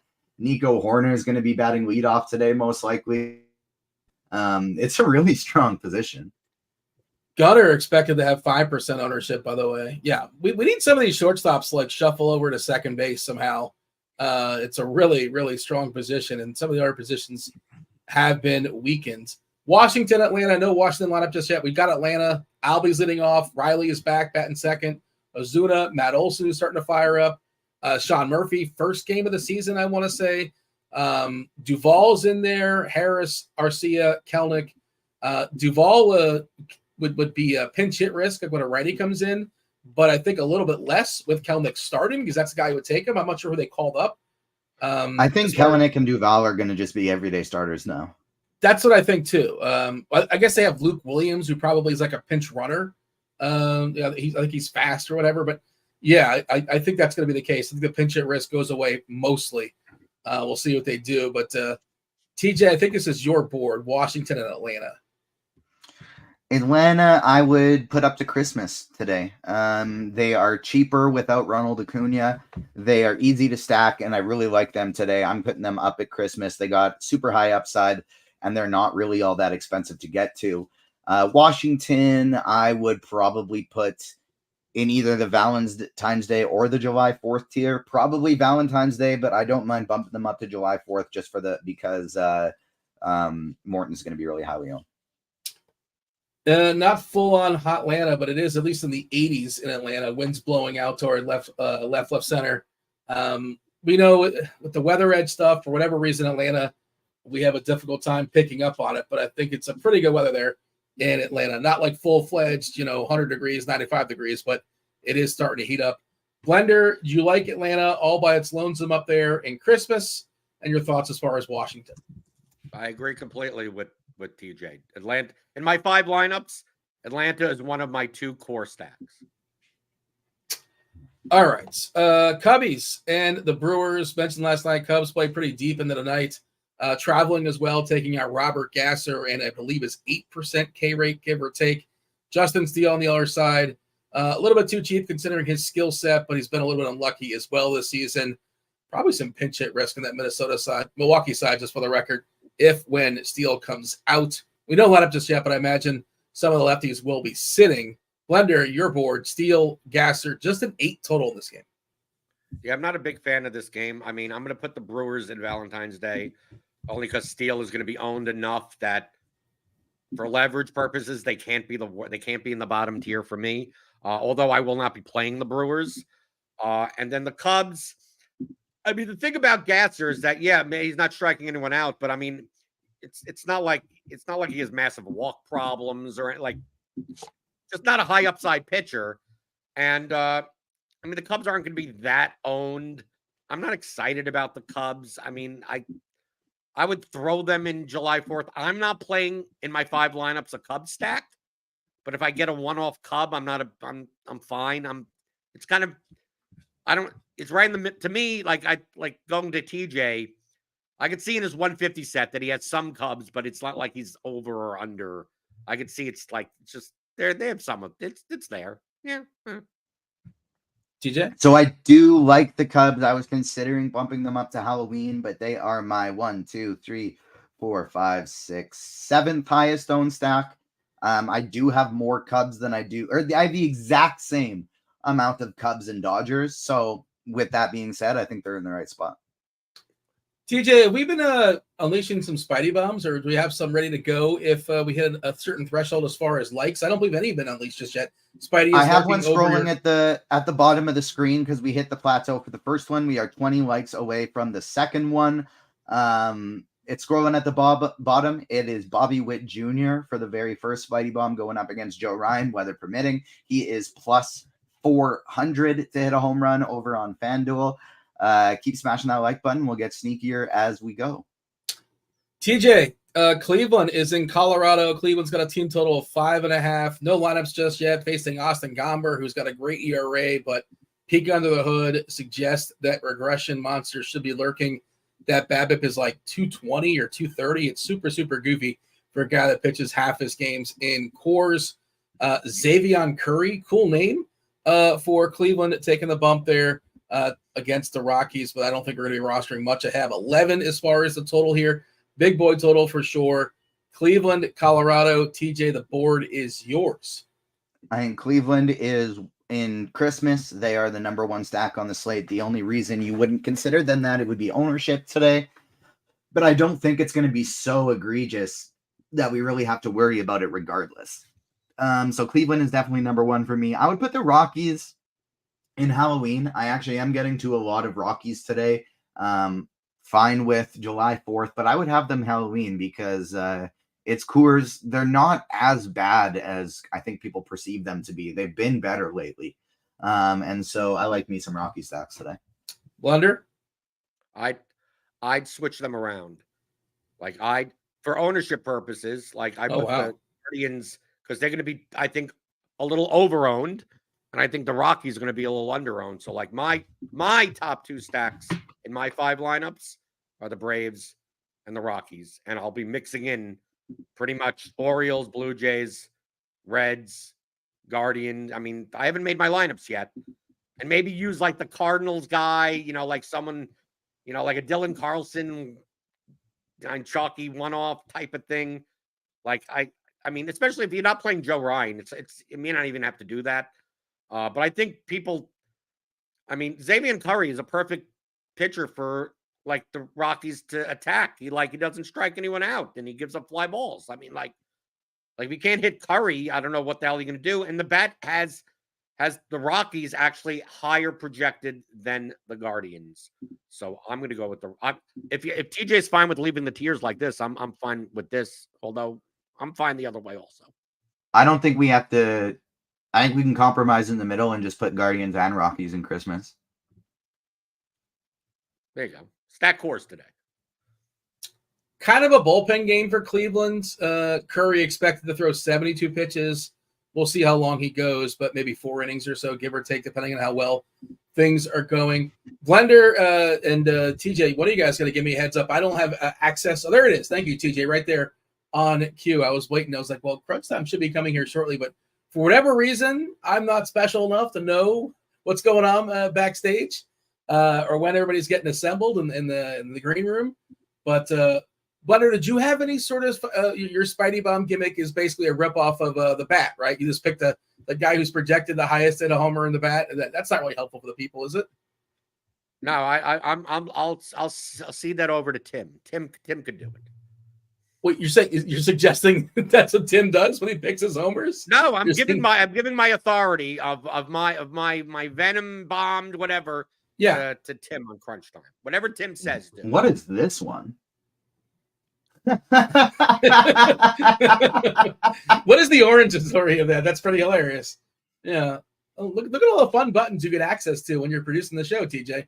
Maybe Roth can explain that origin story, but throw that back up when he pops up. Of course, we need Roth to explain what's going on weather-wise as well. We have Tim, we have Dave Potts, we have Kevin Roth. Crunch time. They're here.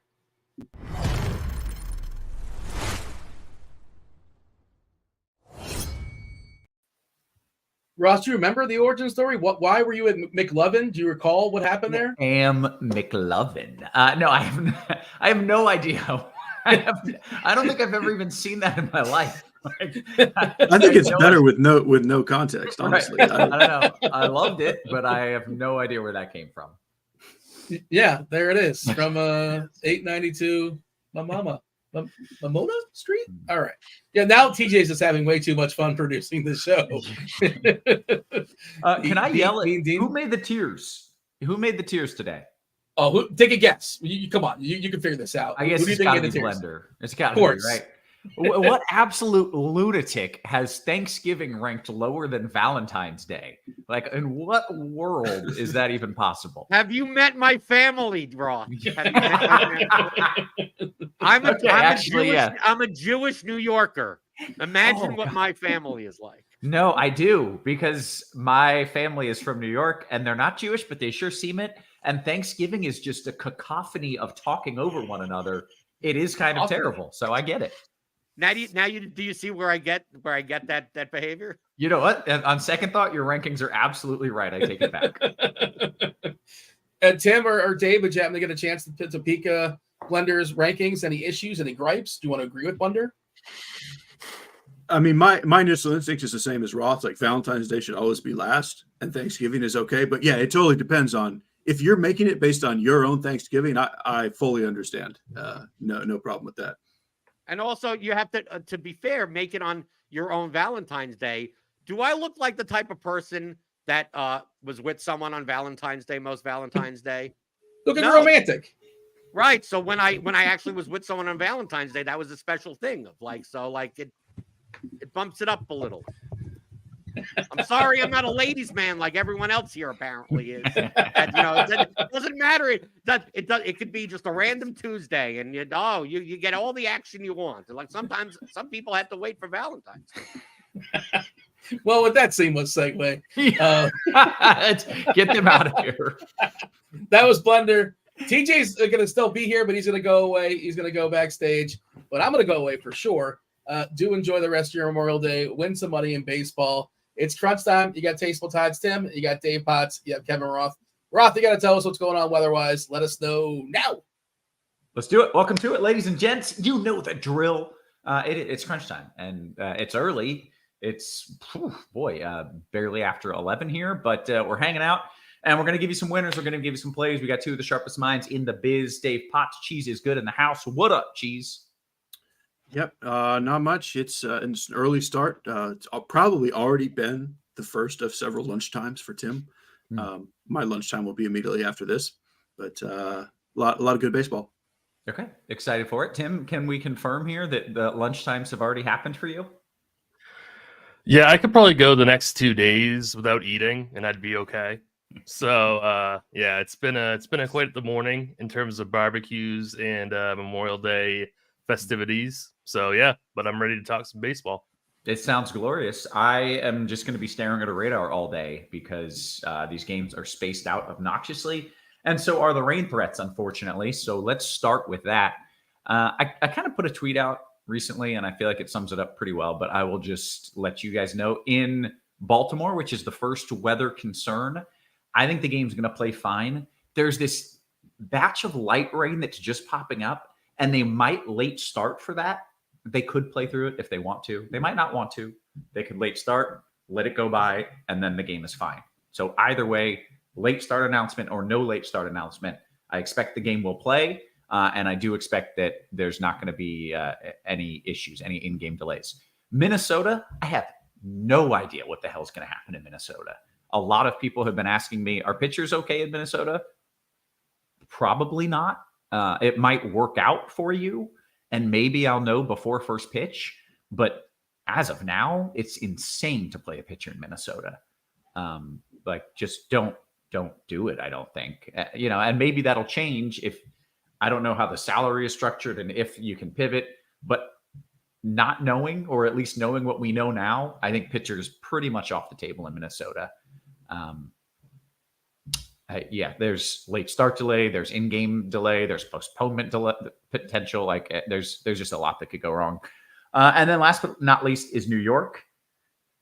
I'm kind of optimistic there. I think there's a decent window they get the game in without any issues. So those are my current thoughts, both in Minnesota and in New York. Definitely circle back before that game happens because I'll have updates on the latest because those are still kind of far away.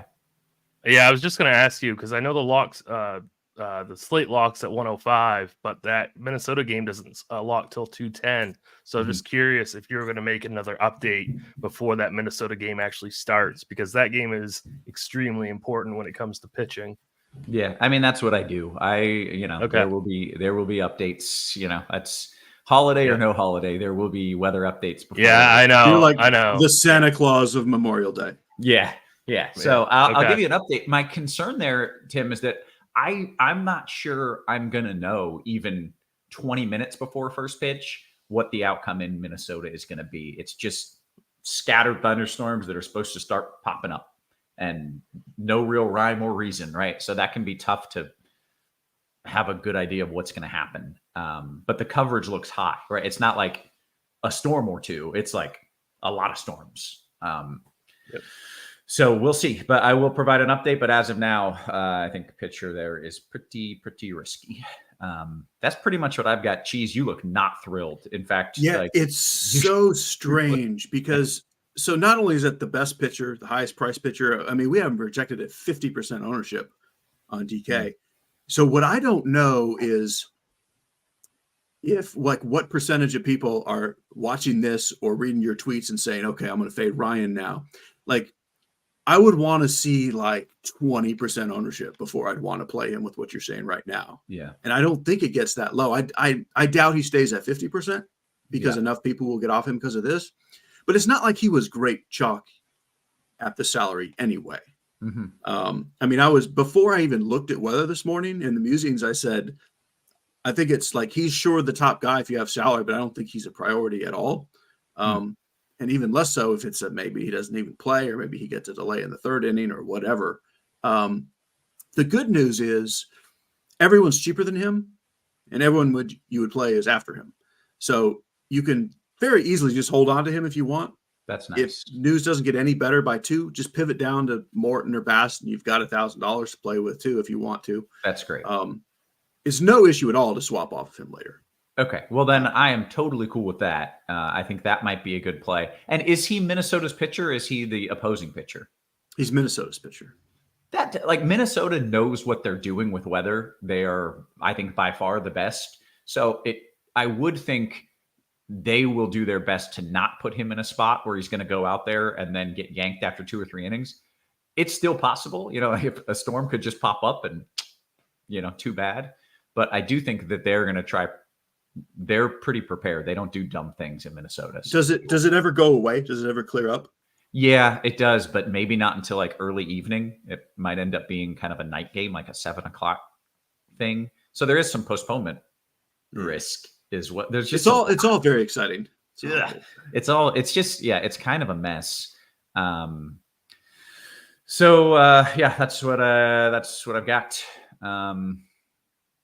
Okay. I'll give updates, but with that, I think we dive into pitchers. Cheese, you started off. Pretty so well. I'll tell you at this moment, like I'm not changing any of my exposures. I was under the field on. If we were assuming 50% Ryan ownership, I was well under that anyway. I'm gonna just stick with for the next hour until that game starts. And if we hear anything more, I'm going to just kind of stay where I'm at about 20-25% Ryan.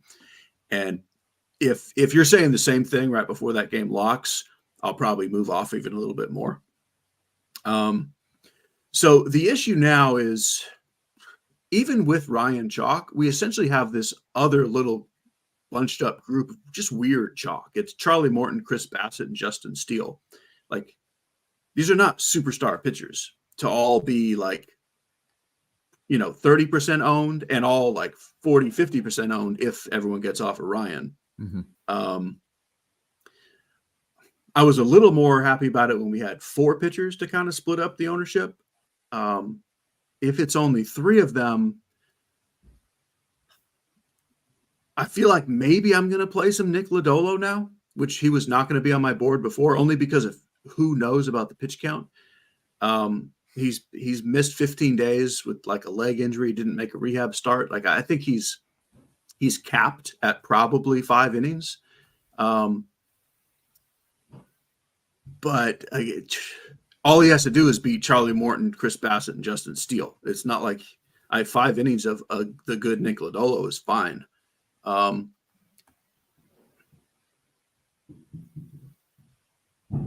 guess I've got 1 or 2 Lance Lynn lineups, like high risk, but he's cheap for a guy that actually does get 100 pitches on this weird little slate. I'm not adding in the rest of this nonsense. Like, if you wanted to play like Gavin Stone or Cole Irvin, like you're allowed to. But to me, even though it's like weird, sketchy chalk, it's just kind of all there is. The guy I have the most of is Justin Steele. And I have Morton slightly ahead of Bassett.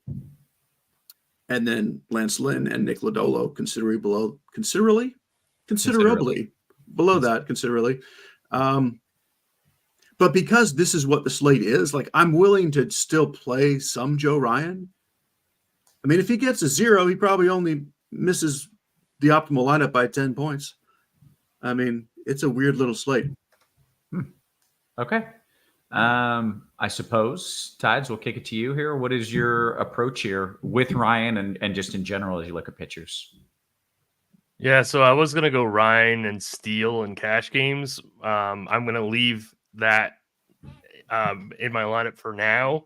I'm going to wait for your update after the slate locks. Likely, I'm going to be going to Steele and Bassett in cash games and single entry, just because Bassett's going up against the White Sox. So I think he has a pretty long leash. So even though his K upside is not great, I think he's pretty safe.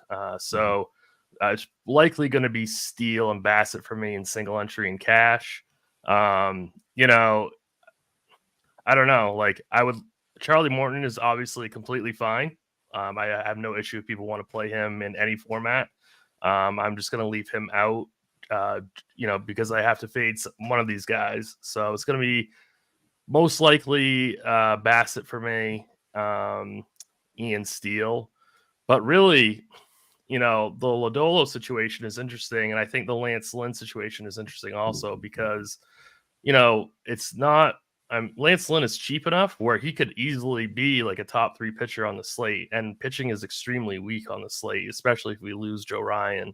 So I think that ownership will be relatively low on Lance Lynn because I think a lot of people are going to want to play Cincinnati bats.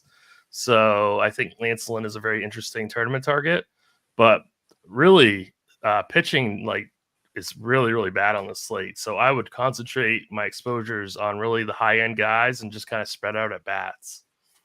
Okay, very good. Well, let's talk about some of the stacks and some of the bats that you're spreading out to. What are the best stacks and where are you finding yourself?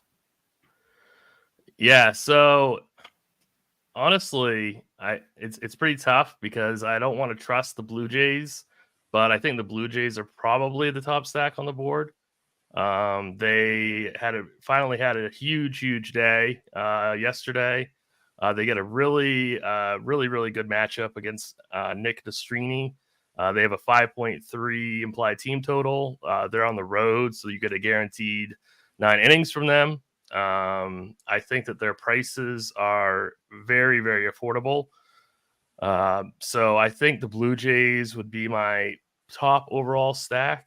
And then I think the Reds, I know I just talked about Lance Lynn, but again, the Reds at home in Great American Small Park, they've got some really good power lefties that I think can take advantage of Lance Lynn, who struggles with lefty power. So I think that the Reds are another team that you can easily stack and they have over a 5 implied team total as well. I heard the guys on the last show that they're very high on Atlanta. I don't blame them. Without Acuna, it's obviously a humongous hit for the team overall, but there's still some just absolutely amazing players, and you got guys like Sean Murphy at 3,500, Adam Duvall at 33. So the bottom of this lineup is relatively cheap, so you can easily full stack Atlanta because there really aren't premium pitchers to pay up for. So it's very, very easy to stack Atlanta. And then we got to talk about Coors. Normally normally I play Coors Field quite a bit, especially in cash games. I don't really love Cleveland today. I mean, obviously they could explode and break the slate, but they're extremely expensive, and this is not a team that really like hits a ton of home runs. Mhm. So outside of Jose Ramirez, I'm not really like a huge fan of Cleveland, but obviously they're okay. And I actually have some interest in Colorado. Like I really like Ryan McMahon today at 4,800. I don't mind Charlie Blackmon at 4,400. So like I kind of like Colorado over Cleveland, which sounds very, very odd because I very rarely have played Colorado this year. Okay, Cheese, what are you doing stack wise? I feel extremely similar to everything Tim just said. It's like I believe I used the term I begrudgingly call the Blue Jays my top stack. That's what I said in the musings. That's how I feel. That's how everyone feels about it. It's like that's the Blue Jays, but it's a great matchup. Can I just interrupt really, real quick? Dave? Yeah. Austin Gomber has been scratched. Interesting. So, I don't know who they're going to be putting in, but I wonder if it's it's Anthony Molina. So that's a bullpen game. Yeah. Wow. Okay. Were we playing Gomber? Do we have interest going against Molina? We weren't playing. No, that's the Rockies pitcher. Okay. So basically, the Guardians are facing a bullpen game against the worst bullpen in the league in Coors Field. Does Tim? You said Right. You didn't really love the Guardians. Does that change your opinion of not really loving them? It kind of does, unfortunately. But I mean, they're still incredibly expensive. So you're gonna have to get home runs, I think, from this team that doesn't really hit home runs. But this really does change quite a bit because this is already a very, very taxed bullpen. They're already a very horrible bullpen. So this really does matter. Okay, Cheese, your thoughts here? Yeah, I'm rethinking everything in my head at this moment. Definitely huge upgrade. Like Josh Naylor now becomes up there with Ramirez as the top play on the slate. Other than that, it's about the same, and kind of like what Tim said. It's like it's better for them now, but it's still kind of expensive for a team that is not a great DFS team. They're still a better real life team than DFS team. I think I will move them up a little bit, like swap a couple of my extra Dodgers and Braves to Guardians, but I don't think it like puts them in a new tier or anything. And yeah, I agree with Tim on this being the right day for the Rockies. The low strikeout fly ball pitcher is exactly what they need. The other team that I like a lot is the Cubs. And that's kind of it. Although it's definitely play a little bit of everybody if you get over about 20 lineups, just because of what this slate is, and we're kind of narrowing down a pitcher. Like there's not a single team anywhere that's off my board. But I definitely have a top tier of Guardians, Blue Jays, Braves, Dodgers, Rockies. I was curious where you rank the Dodgers. Yeah, I think they're right after Blue Jays, Braves, Guardians, kind of in that where I have the Rockies. I'm quite torn on them, and mostly because I don't have any idea who Tyler McGill is right now.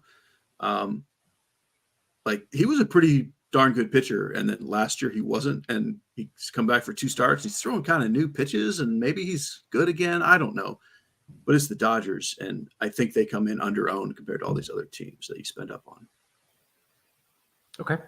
I suppose we go around the horn and talk about what we're doing here at catcher, and we'll work our way all the way through. Then we'll give some home runs and take some questions as well. Cheese, you got some catcher thoughts for me? I always have catcher thoughts because, like we keep talking about, for some reason, it's like the greatest position in the world this year. Mm-hmm. Danny Jansen is fantastic chalk, which how weird is that to say out loud? I love Danny Jansen. I I'm going to assume David Fry is still in the Cleveland lineup, although it's conceivable that they swap and go with Bo Naylor now, and then he would be cheaper and good. Sean Murphy being just 3,500 makes him a pretty great play. I want to get a little Ryan Jeffers in for sure. I'm going to stop naming names there. There's more catchers, but that's like the bulk of my primary pool. Okay, Tim? Yeah, so I was kind of debating between Danny Jansen and Sean Murphy in cash games. I think I'm going to save with Sean Murphy. Danny Jansen's obviously a fantastic play. Great, as part of a full stack or 3-man of Toronto. Great play. I'm not paying $5K for David Fry, but obviously he is a fantastic play. Connor Wong at 3,600. I think he's decent for tournaments. Same thing with Will Smith. I kind of think that the Dodgers get squeezed a little bit on the slate. So I think that the Dodgers might end up being like a really good, strong tournament stack. I mean, I know they're always good, but I think they're going to come in lower owned than we are expecting. Okay. How about first base?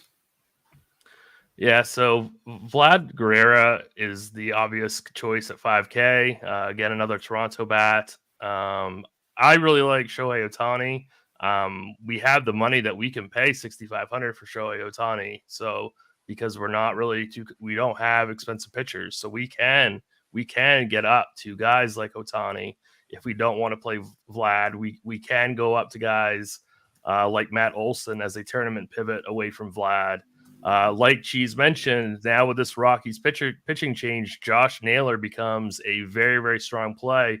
Dean in chat has told us that Colorado only has one lefty in the bullpen. So that's going to be a lot of righties getting thrown out for Colorado. So that's a huge, huge upgrade for somebody like Josh Naylor.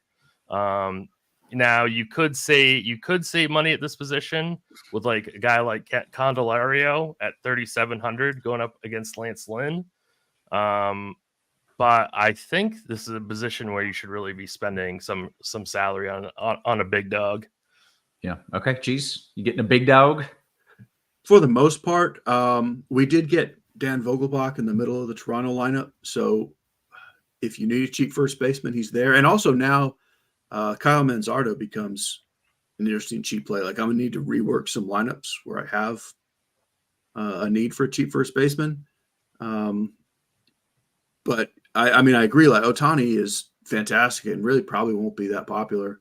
Vlad is the obvious play who I love. I think Freeman will be even less owned. And I love Pete Alonso. So yes, I want to spend up, but I have a fair amount of Vogelbach and want to throw some Manzardo in there, assuming he's in the lineup too. Okay. How about second base? Okay, so the Rockies pitching thing changes Andres Jimenez and makes him probably the cash game play if you're able to manage to spend there. I still like Albies better. And then I think Davis Schneider is probably your chalk. I also like Biggio, a little bit cheaper for the Blue Jays. It's not a very deep position, so I think everything else is in a stack. That's pretty much your position. Okay, Tim? Yeah, second base today I think is quite weak. So really just staying with those three names that Dave mentioned, Albies, Schneider, Jimenez. I would play Schneider in cash. So if that means you have to play him in the outfield, that's okay. And then play Jimenez at second, because I do think Schneider is an important cash game piece, but that's just for cash. Tournaments, you can do whatever you want. But really, this is a very, very weak position. So this is really like an only in stacks, mostly position, in my opinion. Okay, third base.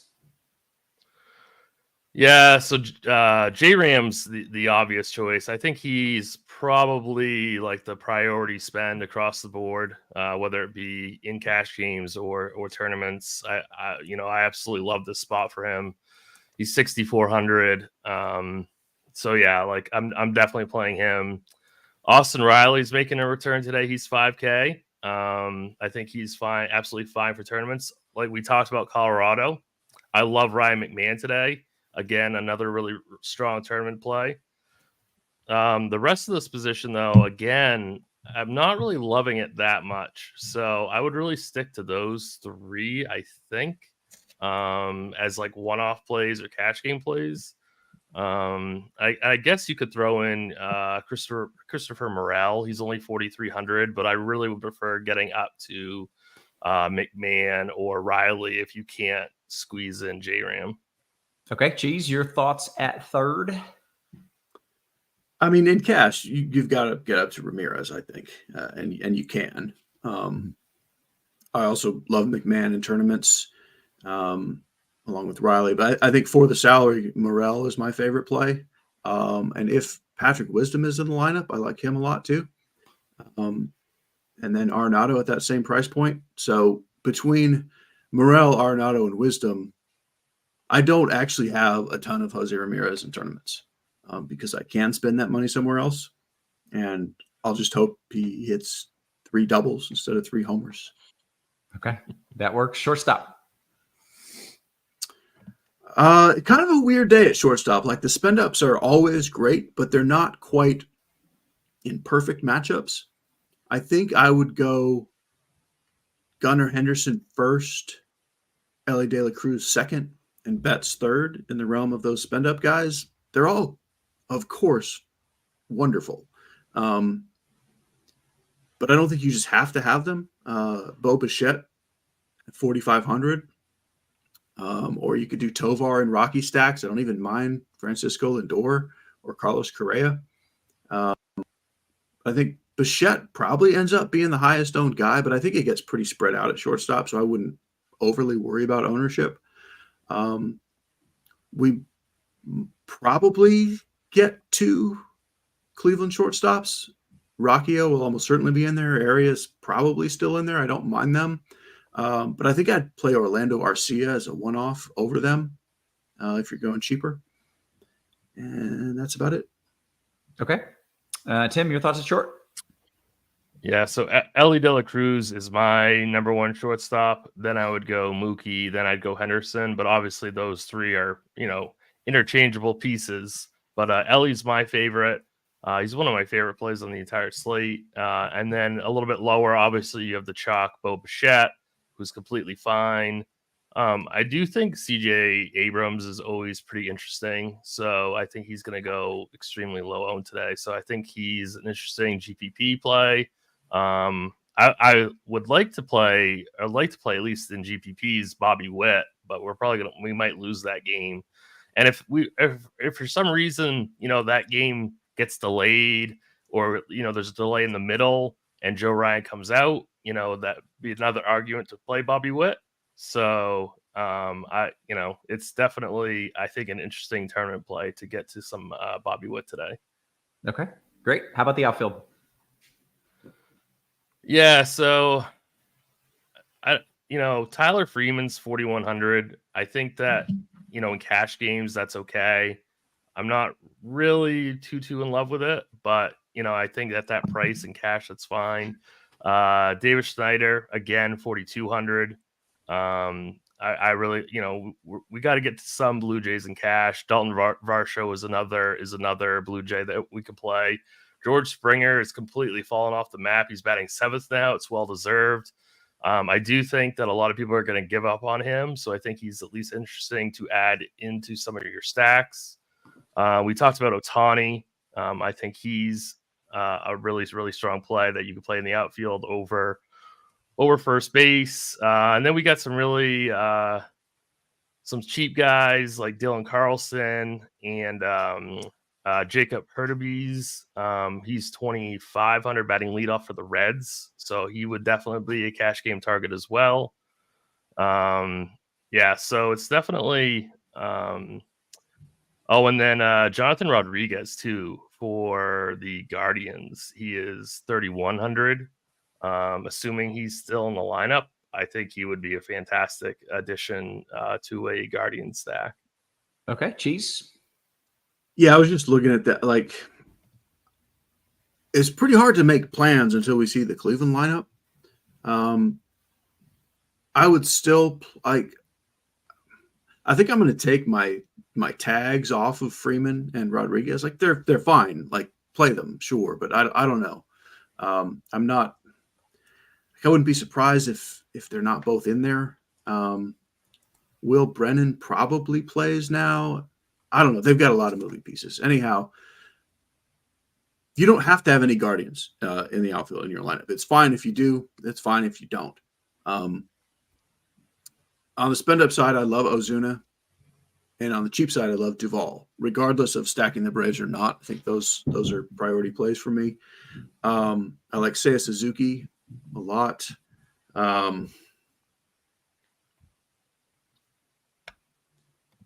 On the very cheap end, Hurtubise, because he's leading off for the Reds, 2,500. Other than Ohtani and Ozuna, like there's really not much to spend up for. I'm finding myself like everyone, because it's not even that they aren't great options. They literally don't exist. You're kind of looking for like two guys in the mid tier. I think Varsho and Suzuki are my favorites, but it's really actually outfield has kind of turned into more of the play guys in my stack position today because of the lack of high end plays. Usually there's those 8 players you want to jam in. There just aren't today. Interesting. Okay. Very good, guys. We have 16, 17 minutes here until lock. The people want some dingers. Cheese, that is what you do. Let's get some cheese bombs for the people. We'll go with Adam Duvall on the cheaper-ish side. Danny Jansen. And that's great stuff, man. And pending lineups, Patrick Wisdom.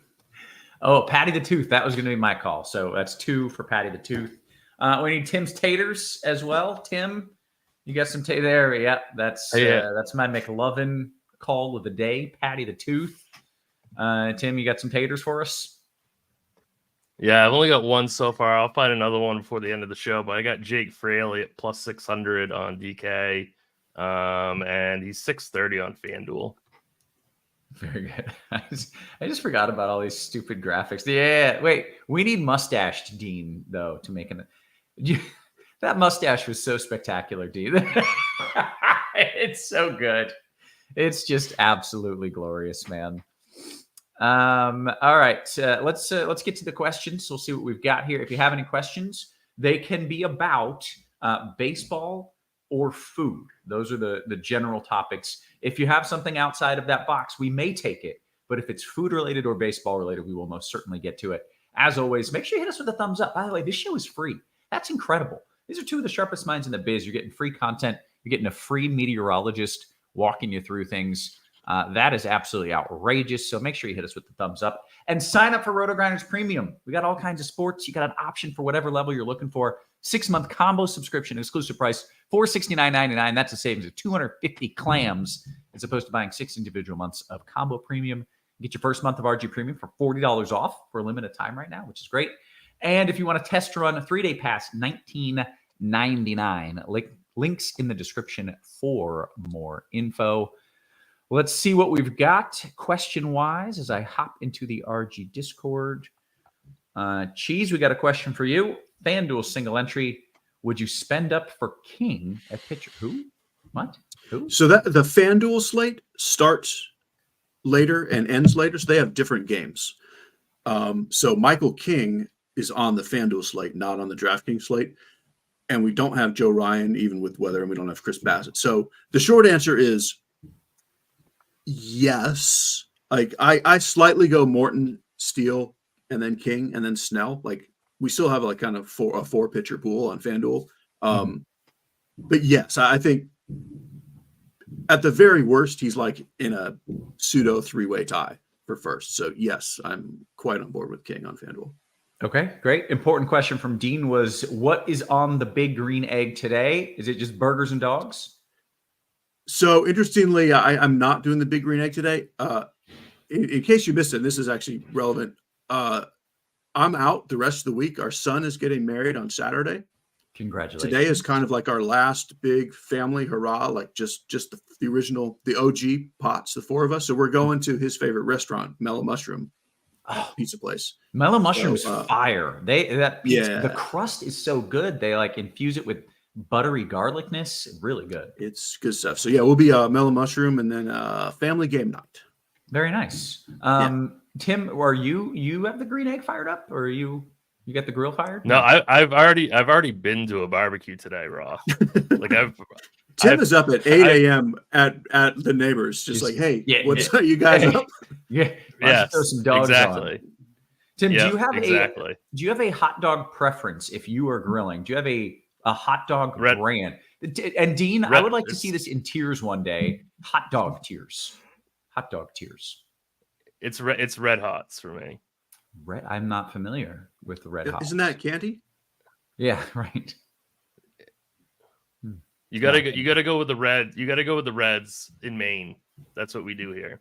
Okay, it's a Maine. It's a New England thing. Yeah. All right, that's fair. Cheese, I didn't say congratulations. Congratulations, by the way.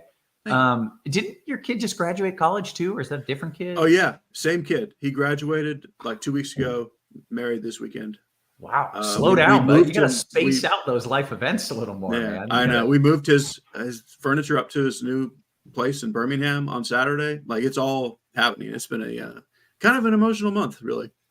Wow, good for you guys. That's fantastic. Yeah, Paul says Nathan's hot dogs, which those are really good. I get these bougie ones called the Great American Dog. I don't know if you've seen those in the grocery store. I like the name. They're TJ hates those. Yeah, It's all about the Costco dogs. You got to get the Costco all beef hot dogs that they have for at the place, at the restaurant. You can get the same ones to take home. You throw them on the barbecue. They're great. I didn't know you could do that. All right, and they're dirt cheap there, which is pretty cool. Yeah. What else do we have going on? Dean says I can be a guest ranker. That's very exciting. I will take you up on that, Dean. A few more questions, and let me be clear about something in Minnesota. Like Tim, I think you said at one point, like we're probably going to lose that game. Like I have legitimately no idea what's going to happen in Minnesota, and it's not because I'm an idiot. It's because there's no way to know where these storms are going to pop up.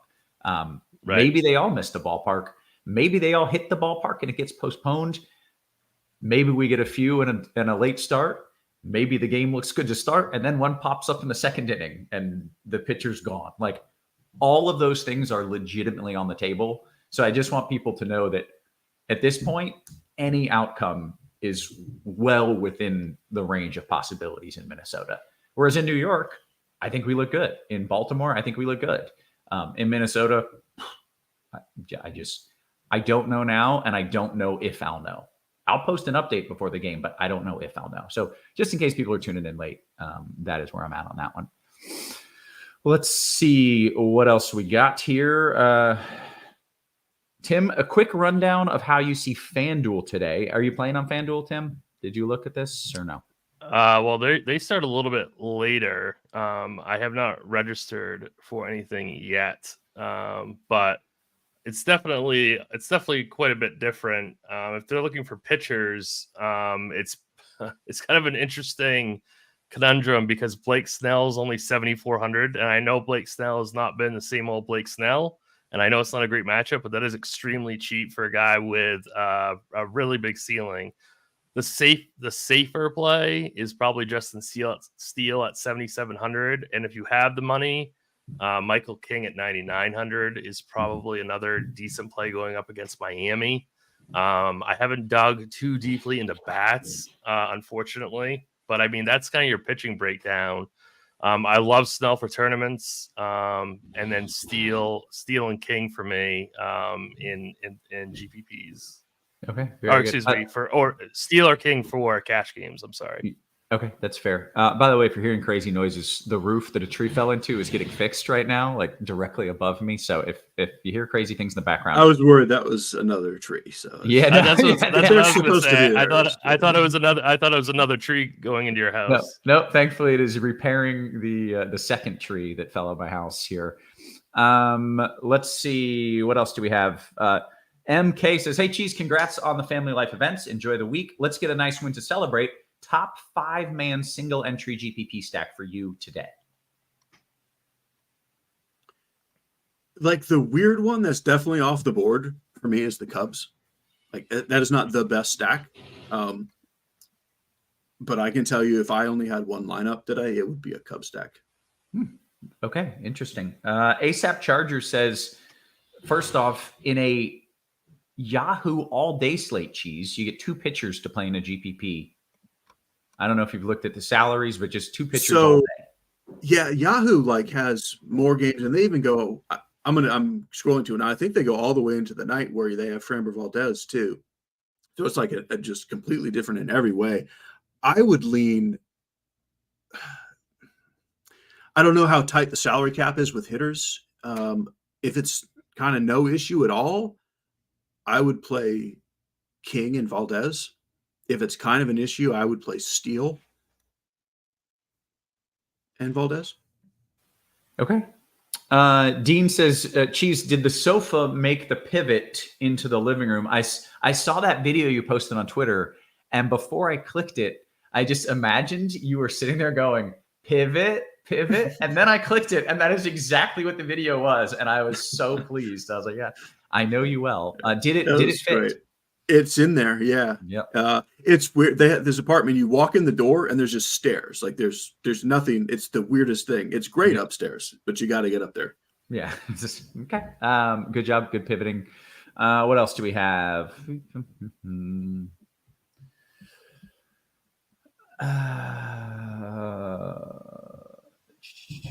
Are we playing Bassett in cash on DK? Tim, are we playing Bassett in cash?